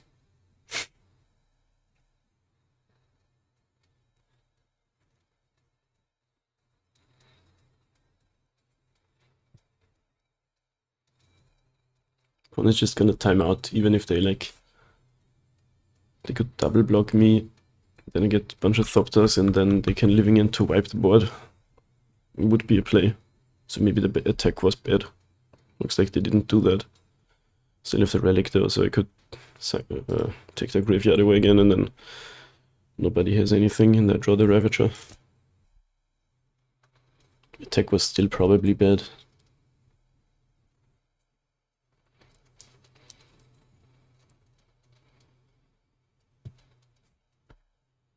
Wow, we've seen 46 cards of that deck. One Force of Figure. So the other one is in hand.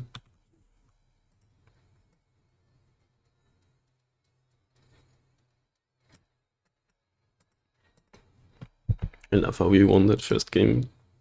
It looked like they were destroying us, but no, they should have attacked more aggressively, I think. Being a coward doesn't win you any games. Whopper. Am I right?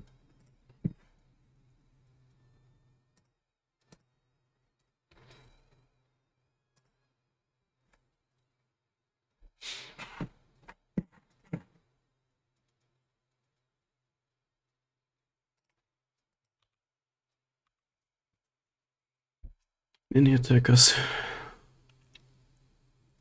Nope, didn't think so. Soul Cauldron is such an awesome card.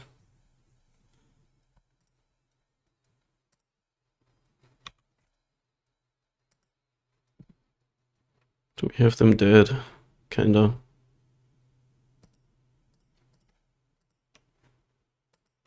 I'm not gonna go for a Destroying Walker here though. They can block and go to like 2 or something. Does this Ravager resolve? For the 3rd time. Okay.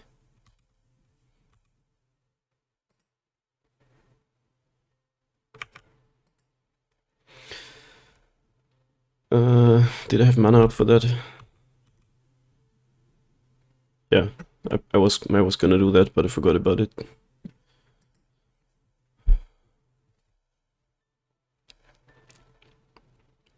Not that it's gonna matter this game. Alright, so they gotta kill the Walker and then use Living End to wipe the board. And then they're still gonna time out.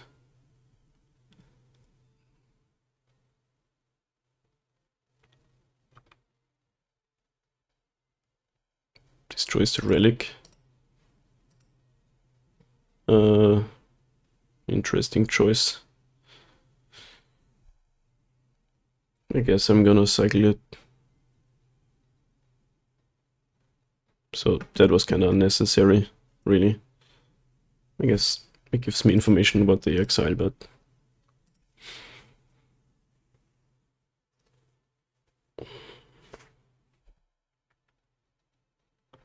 Okay, I still get Thopters out of this deal.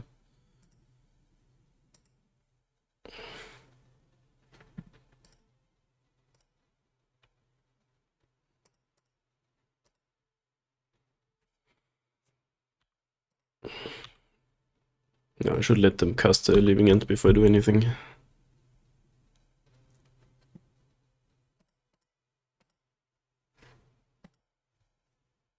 Yeah, 8 Thopters, please. I think you're dead, opponent.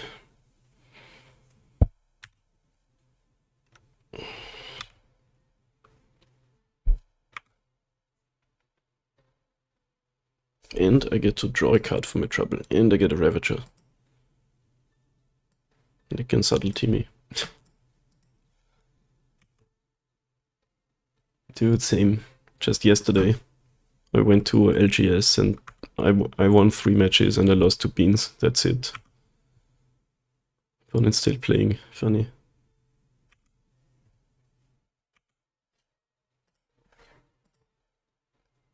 At least this is a good matchup.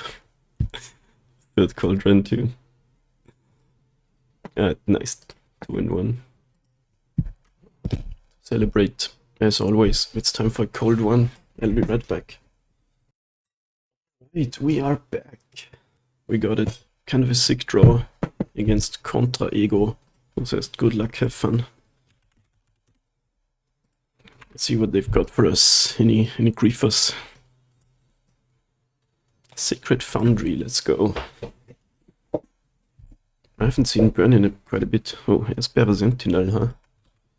So, Boros Hammer. I guess you can draw a card opponent. For the price of having a 1/1 for 1, you get to draw a card. And now we open a cold one, if I can find my thing to open it with. We have Dunkles Weißbier.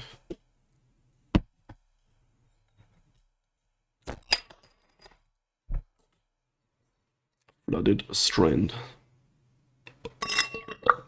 Oh, this is interesting. What deck is this? Like Jeskai Breach or something?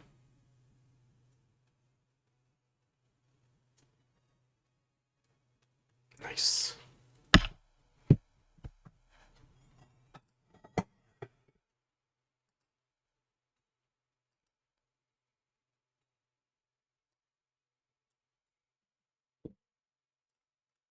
Just play a Ravager and see what happens. Oh, some weird hammer deck, yeah, could be. But with fetch lands, no, okay, something crazy. In response. Oh, okay, yeah, some sort of affinity deck or Underworld Breach deck or something. So we got mana leaked. Our mana has luck. It's the past tense of leak luck. Or the present, what's the word? Present, past, the third time present perfect or something like that. Ether Spellbomb is actually pretty good against certain scales.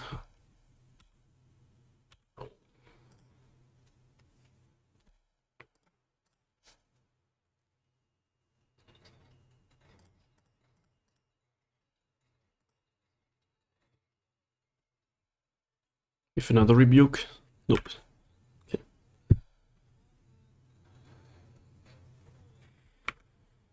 Yeah, not sure what's going on there, but it's probably like Underworld Breach grinding station stuff, which is pretty scary. I mean, ammo means ring, probably.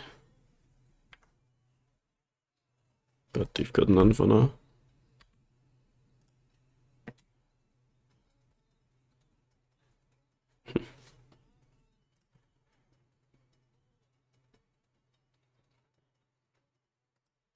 Yeah, let's play that.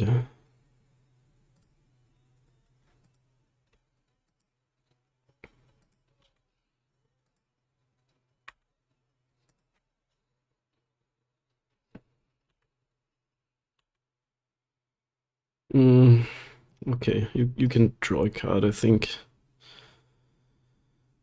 I think that's fine. Let's see if there's more counter magic. Usually that's just a splash in these decks.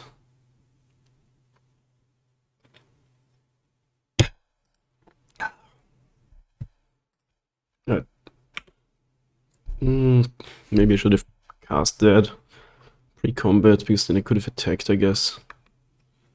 Because this 3/3, I would, yeah, whatever.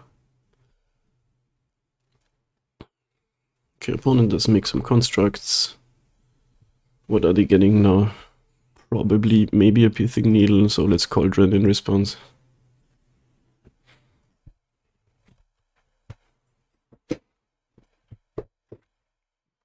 It's possible we kill them next turn if they don't leave up the ward mana, which they kinda can't. We can sacrifice the Zabaz. Well, if they don't needle the Cauldron, we can get the Zabaz under it. Maybe I should have done that already, because then we can give this flying and kill them. Okay, Haywire might kinda same difference.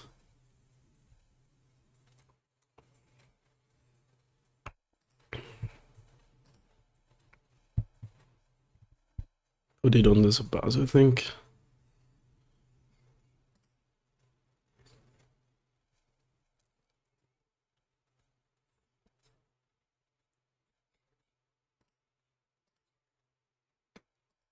The counters, I mean.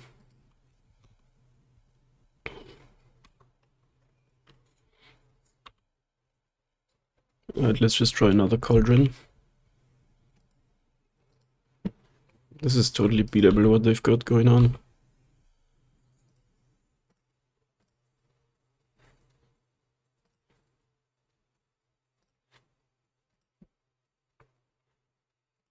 I think Cauldron is GG. Because we sacrificed the Zubaz, put it under. We don't have the mana to give flying too. So what about Ballista? Yeah, look, seems better to me.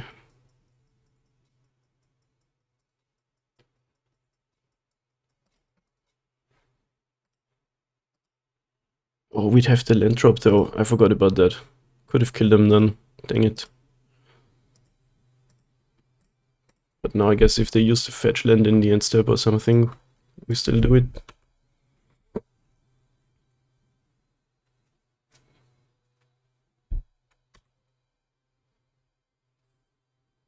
No, 17 is a bit much.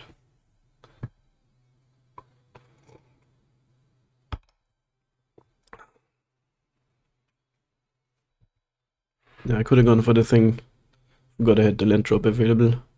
I always cast Stirrings first in case of any, like, oh, it's a Saga. I want to play that instead of my do-nothing land.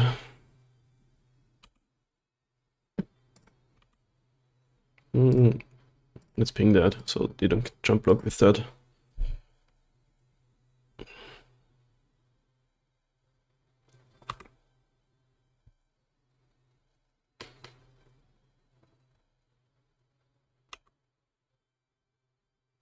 Right.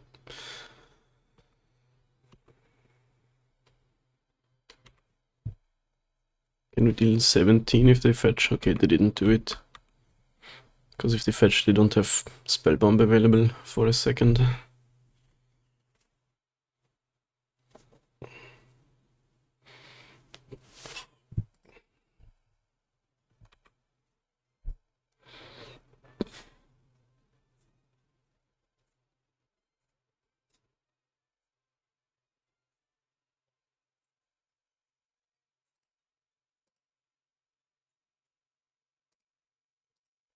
What you got? Contra Ego.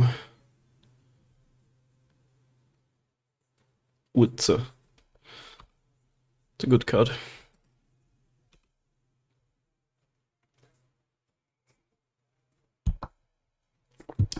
Drum.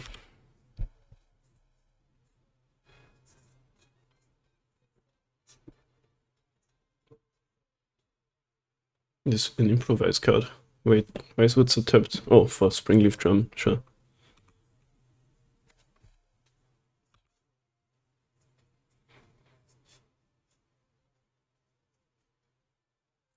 Sword of the Meek in the graveyard.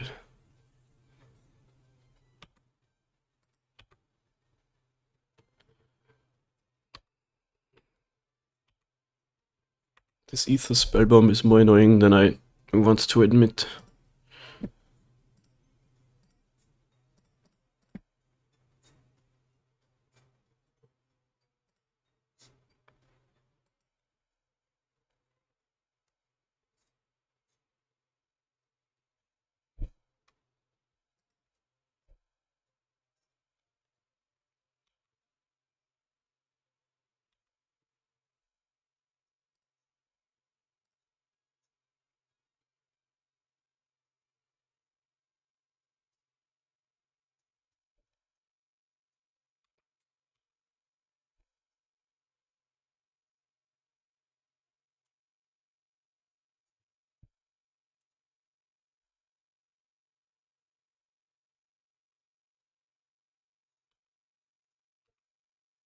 At 10, can we kill them through the Ether Spellbomb activation?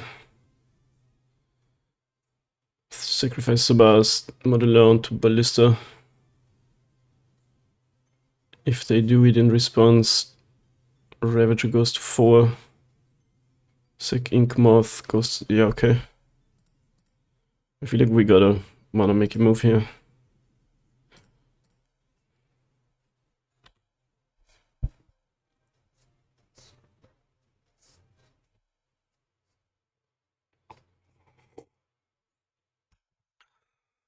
So now we make Ravager 6/6, becomes 7.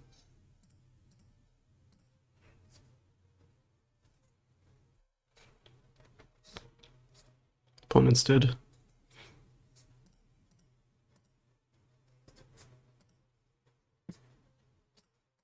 I'm not crazy.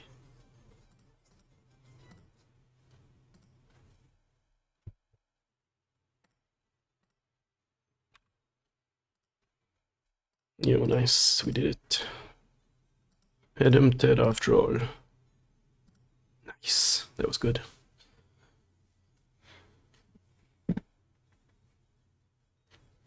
So, Thopter-Sword combo.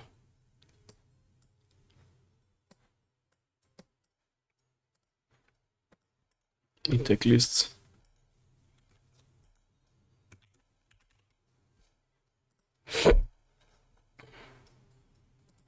Counter ego, there we go. It's actually that player, they 5-0'd with it.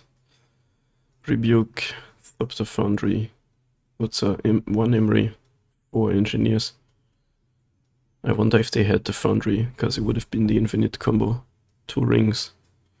So definitely playing Needle. Players can't cast spells from graveyard. It's not really an Underworld Breach combo deck.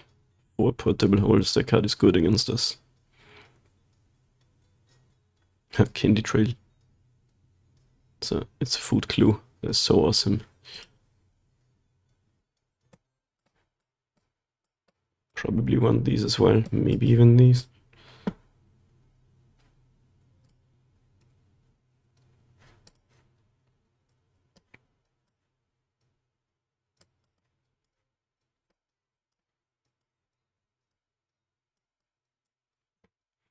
The track was kinda good here, but it's not amazing.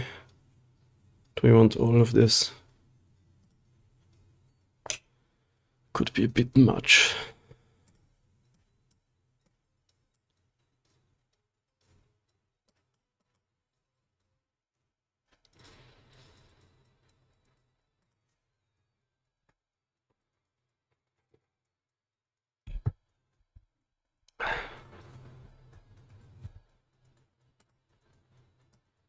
Double scales, Cauldron, Ravager, Vase, Inkmoth.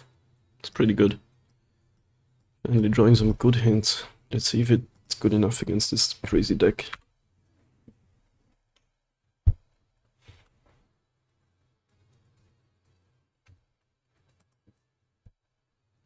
Any Esper, Sentinel, Bums. Card mad annoying actually. Okay, that's pretty good. They can't rebuke us again.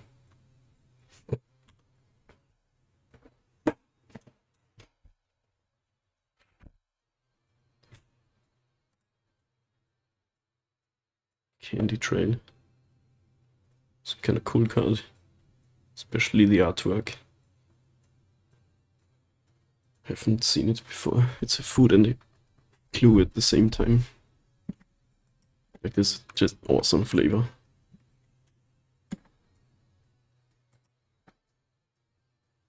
We got endinged. I hate that card. But there's more where that came from, I guess. Do we pay? Guess we can pay. Even though we're kinda mana screwed, so it's not free.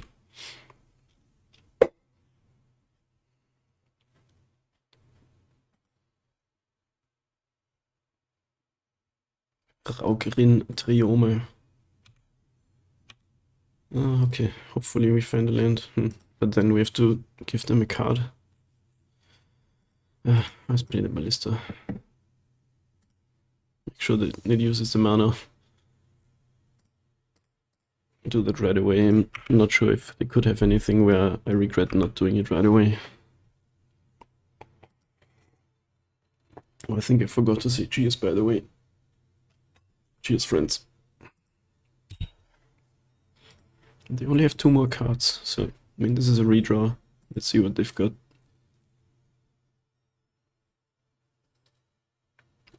Ring, sure. That's mad annoying. So much card draw.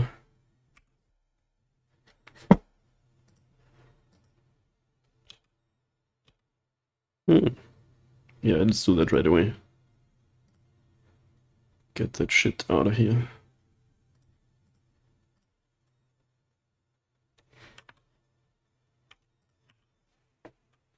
We're minor screwed still, but I think those were the best decisions we had available. Utsa would be really good for them. Another ring, I guess. Yeah, that's Utsa. But they still need the sword. His last card sword. Just cracks the trail for now. Give me an Utsa Saga. Dismember. Another ending. Hate that card.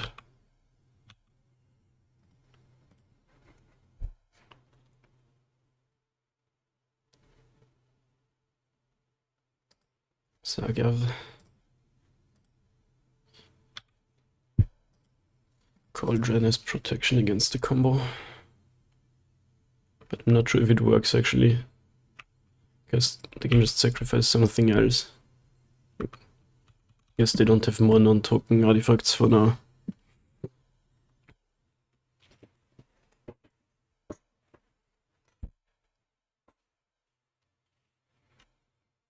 Spellbomb's annoying again. Can start spinning, which is also pretty good card advantage.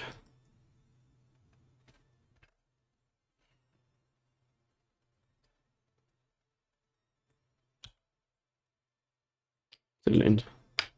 Can play that, nice. What's a sick?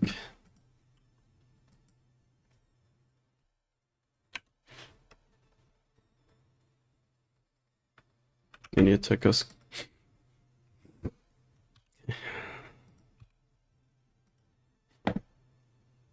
Haywire Might under Cauldron's pretty sick actually.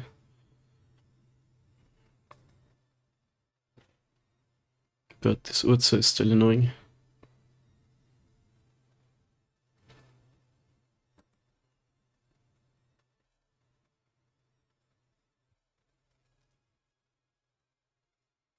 Wanna bounce me? Don't think you should, but you do you. They do. I mean, yeah, sure. Spellbomb is gone, so that was the most annoying thing. I think we need 2 stirrings for a land again. I hope we don't whiff. Okay, nice.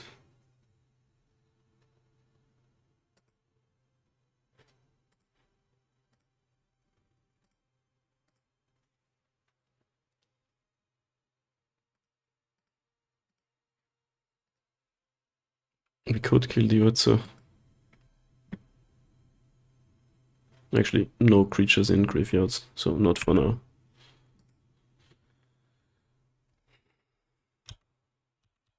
We kinda need to fade this turn and then we're doing really well. 2 cards left. I think they're just spinning.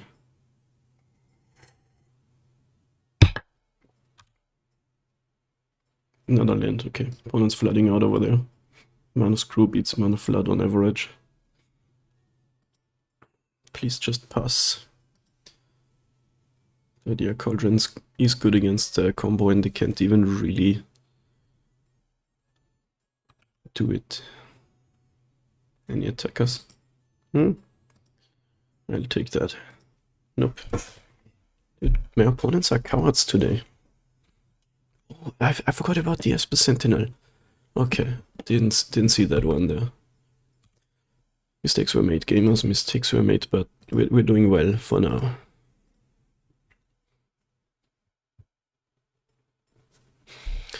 Neil, I think we just get as a buzz because that's really sick with Cauldron Might, even though we have 2 in hand. Let's get Ozolith. Cast that.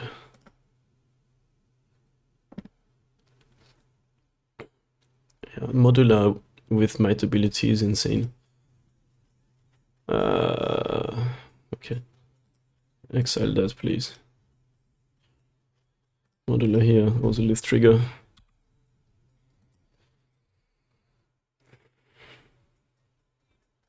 You can sacrifice it.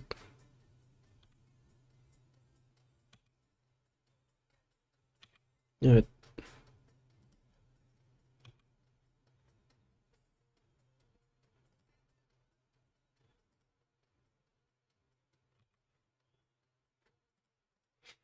Could have gone more in here.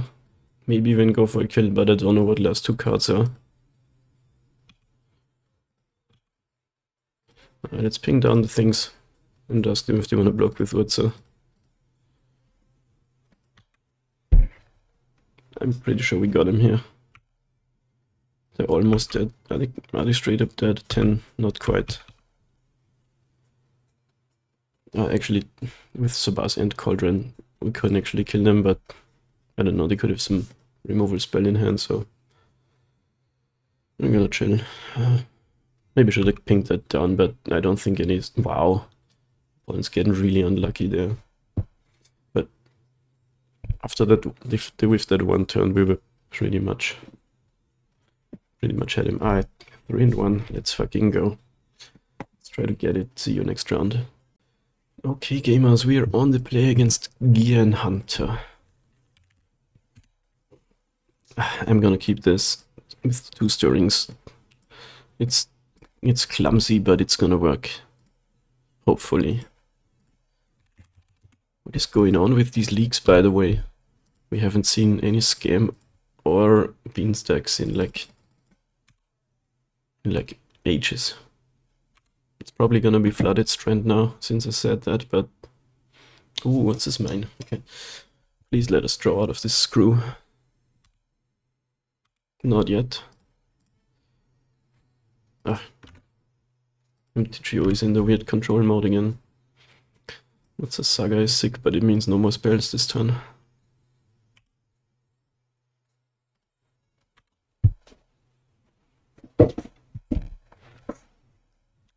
So, what kind of Tron deck is this? The normal one, okay. Either they have natural Tron or I wanna not turn 3 draw. And since we're stumbling, we hope it's not.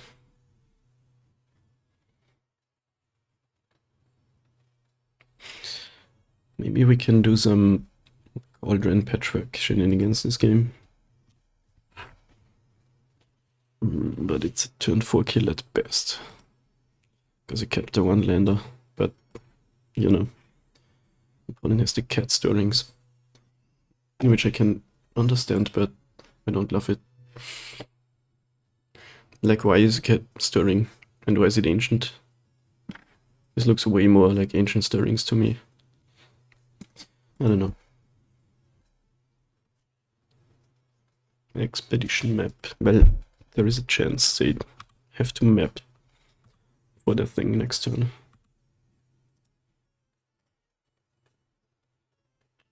Okay. I think I'll take the Nexus and try to kill them next turn if they stumble.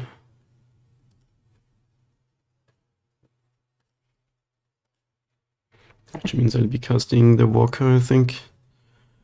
Walker Ravager is pretty much a kill, and we can get an Ozolith too.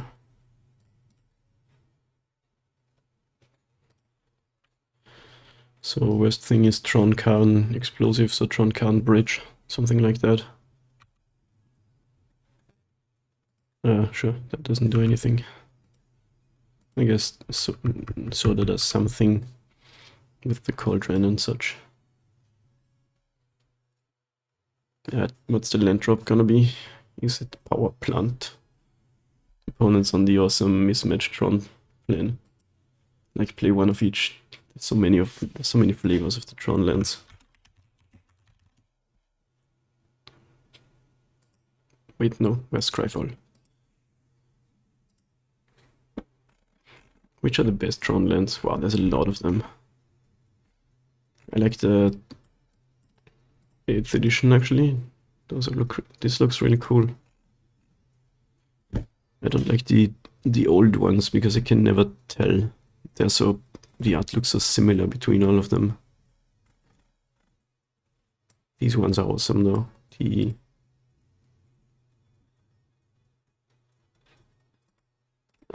have forest out. I think we kill them. Barring okay.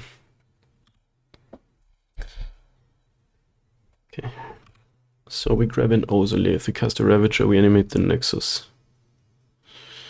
Sacrifice the Walker, make 2 Thopters. I want to play around, what's the word? Warping Whale. So we can sacrifice the Walker, target Inkmoth with Ozolith. Can even get as a Zabaz. Kind of same difference. And then either they cast Warping Whale and we do the Ravager thing in response. Doesn't beat Dismember, kinda beats Dismember. Okay, yeah, sounds good to me.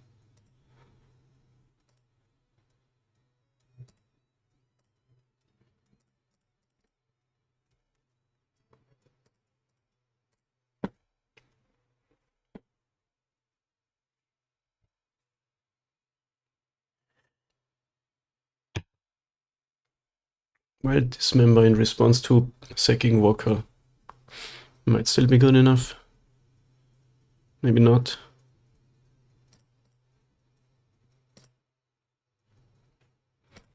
You got anything?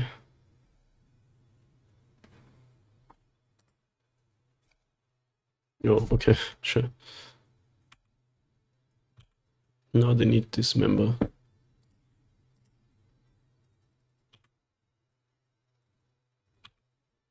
Looks like that's not happening.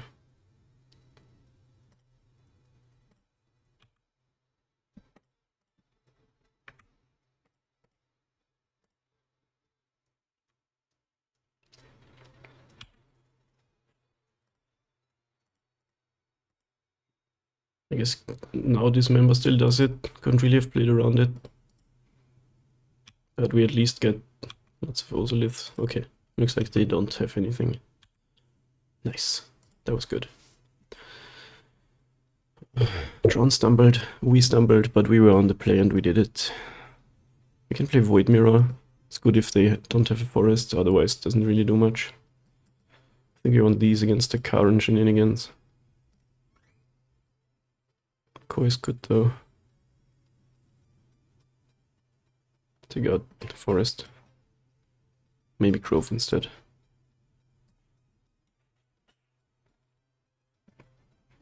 Needle could be good. Safekeeping could be good. I think we dump just lots of the slow cards.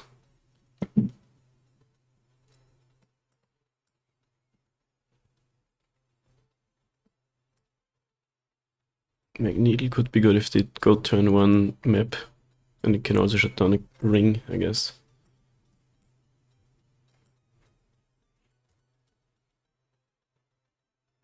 There's a lot of boarding, but I think it's correct. At 1 game away of the 4-1. We only lost the 1 match where we just only had 0 landers. So, good hand. No sideboard cards, but it's not like we need them. We do have a fast kill with this. Is it a turn 3? I think this is a turn 3/9 in fact, if I count correctly. If both these are on 2.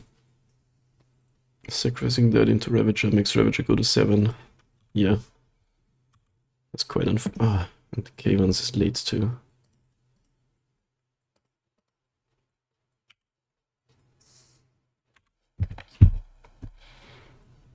Opponent kept 5 cards this time. Okay, let's see what they've got.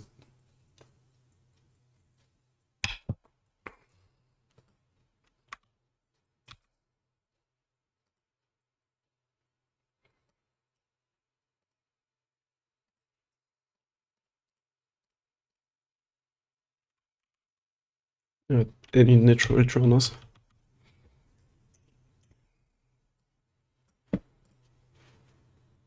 Nope, nice one. Tron is one of the decks ever.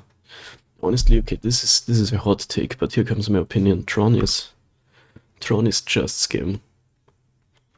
It's the exact same deck. Either Tron scams you with the natural Tron or whatever, turn 3, something that destroys you. Or I guess it doesn't, and it looks like that, you know. Does that make any sense?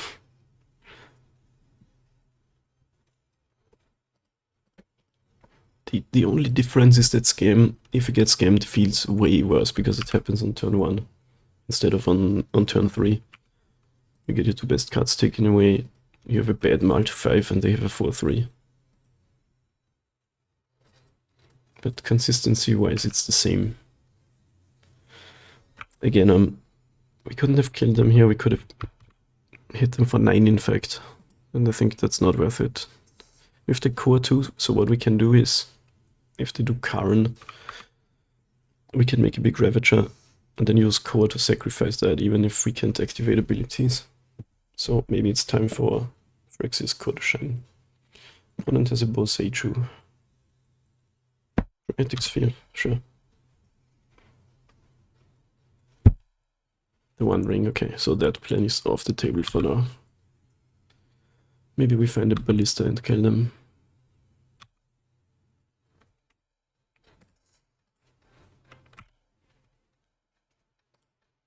But the opponent's not out of the water. Okay, it's a boss. I'm gonna slow roll the core. Opponent's protected, so no need to attack.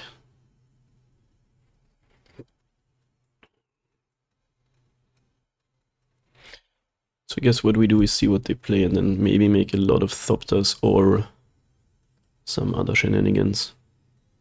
Second Sabas just means modular trigger, but that's okay. That even gets an added one through this Sabas. Yeah. So we get a lot of stuff. Let's see what the opponent can do next turn. They're gonna go up to basically 7 cards in hand. Protection from everything, no need to attack.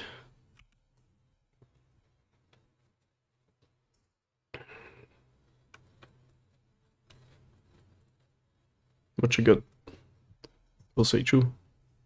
Boseiju my Nexus. I guess I'm gonna take the basic.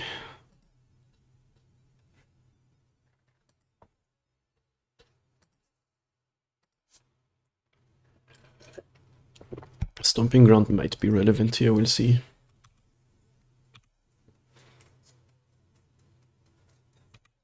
Yeah. You have 6 cards. Karn alone doesn't really do it, because even Karn Bridge means we kill you with the Thopters.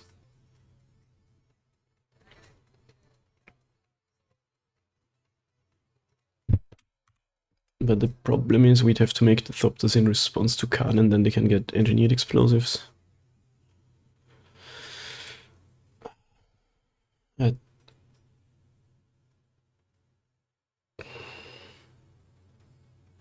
hate Karn the Great Creator so much. Dumb card.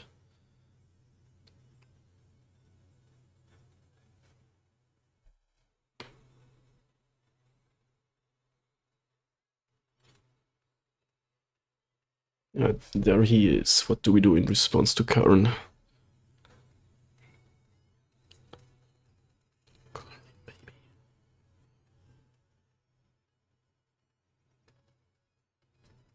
Oh, they just cast another ring. It's annoying, but okay. We just need a Ballista.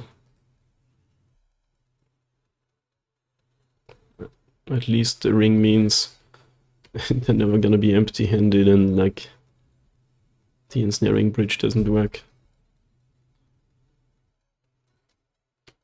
Which one you keeping? Come on, just give me a Ballista and let's end this shit. They kept the new one. Coward.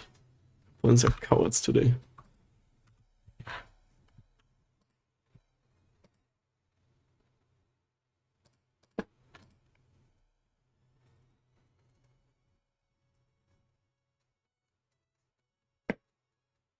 Still land drop available, so they can still cast the Karn, so okay.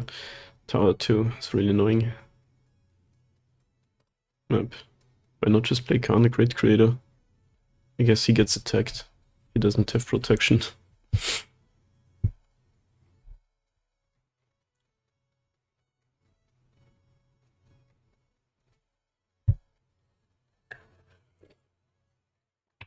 But now you can't Karn engineered explosives any longer.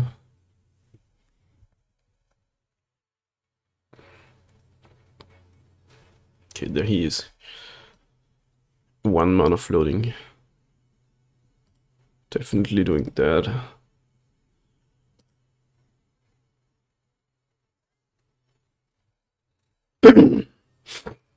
But just let this go and hope to kill him in combat.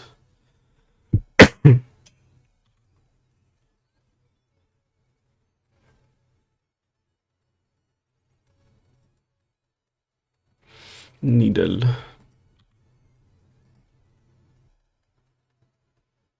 They're never gonna guess Phyrexia's core. Ballista is a smart choice though.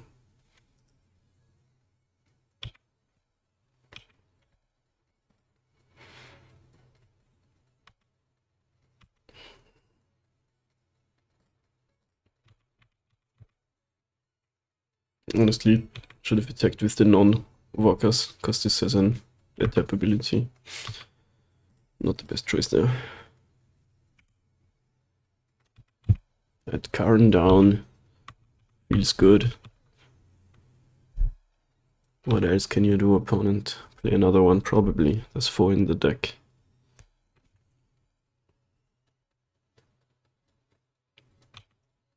And it like cycles through itself a lot.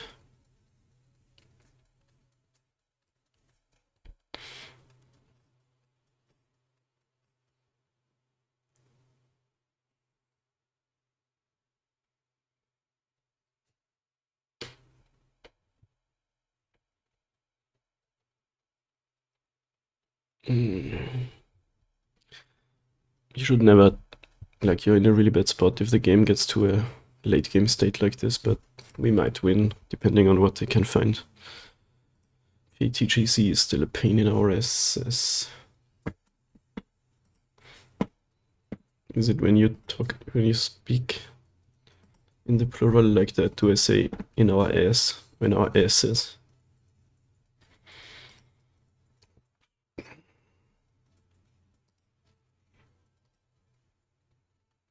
I think we can beat most stuff that's not Karn.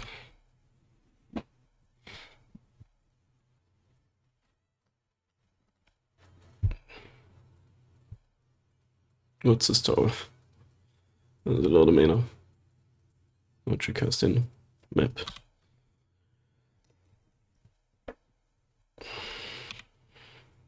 So you just got nothing, or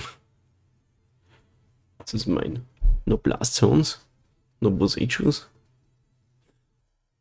Thanks, I hate it.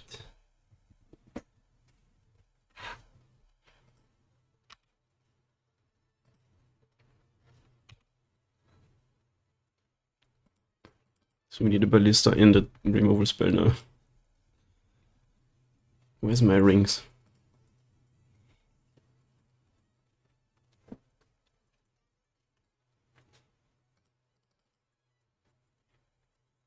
Fuck, do I hate the One Ring? It's such a dumb card, like, honestly.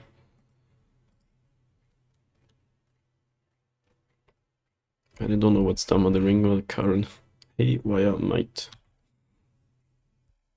Hey there, Wire Might.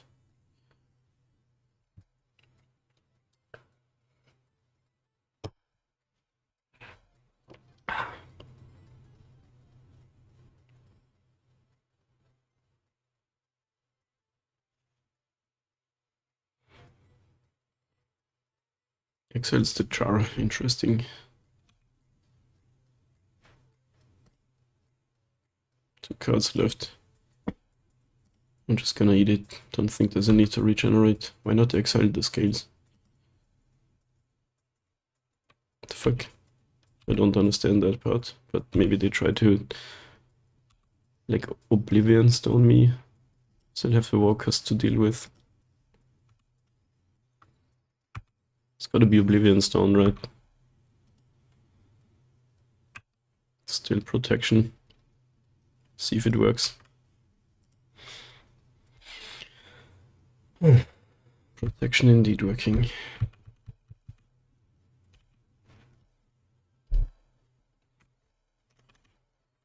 Oh my god.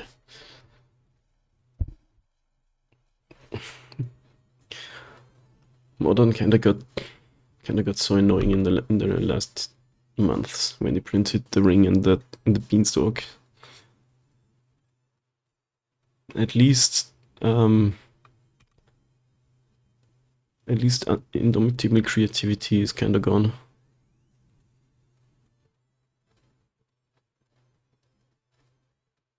Worm coil engine.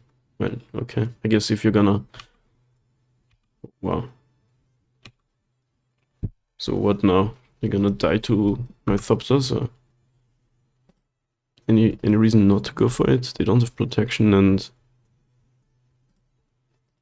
could they have fog? I think we have to go for it.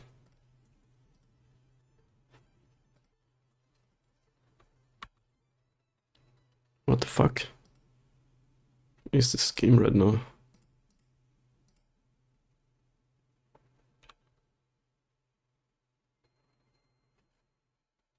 Magic only locked up.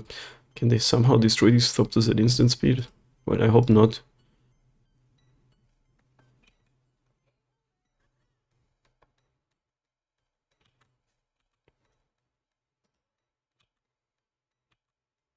That's kinda nice.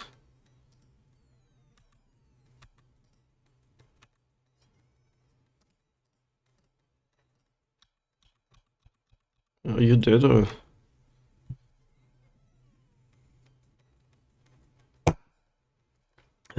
After all that, they just die. Fuck. Yeah, they needed kinda great crater, but 3 of them were hiding in the bottom of the library. But it's only fair, they found 3 rings, so like, they found half of the annoying cards in half of the library.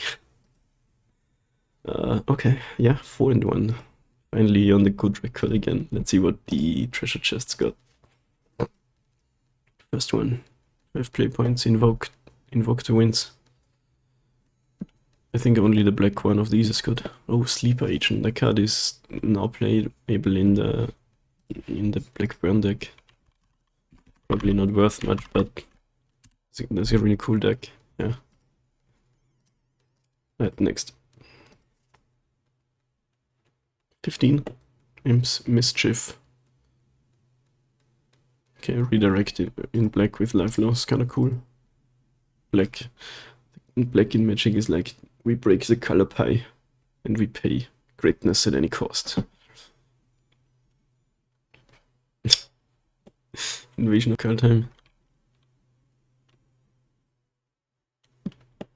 Shatter Skull Charger. Kicker Trample Haste. Yeah, that's a cool card. It's cool kicker design.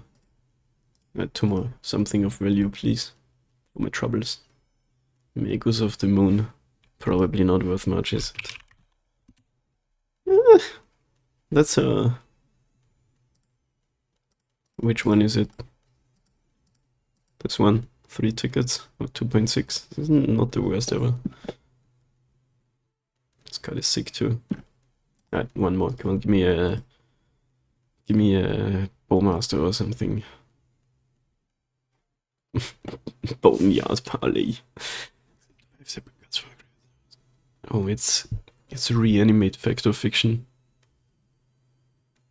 It's fucking sick. Beast of Burden. 6 mana for a current struct. Right. Yo, that was good. We only lost the 1 match where we got absolutely dumpstered by RNG, so I feel like I played well today. Thank you, gamers, for watching if you're on YouTube. I would appreciate a subscription, and I'll see you in the next video. Have a good day and such.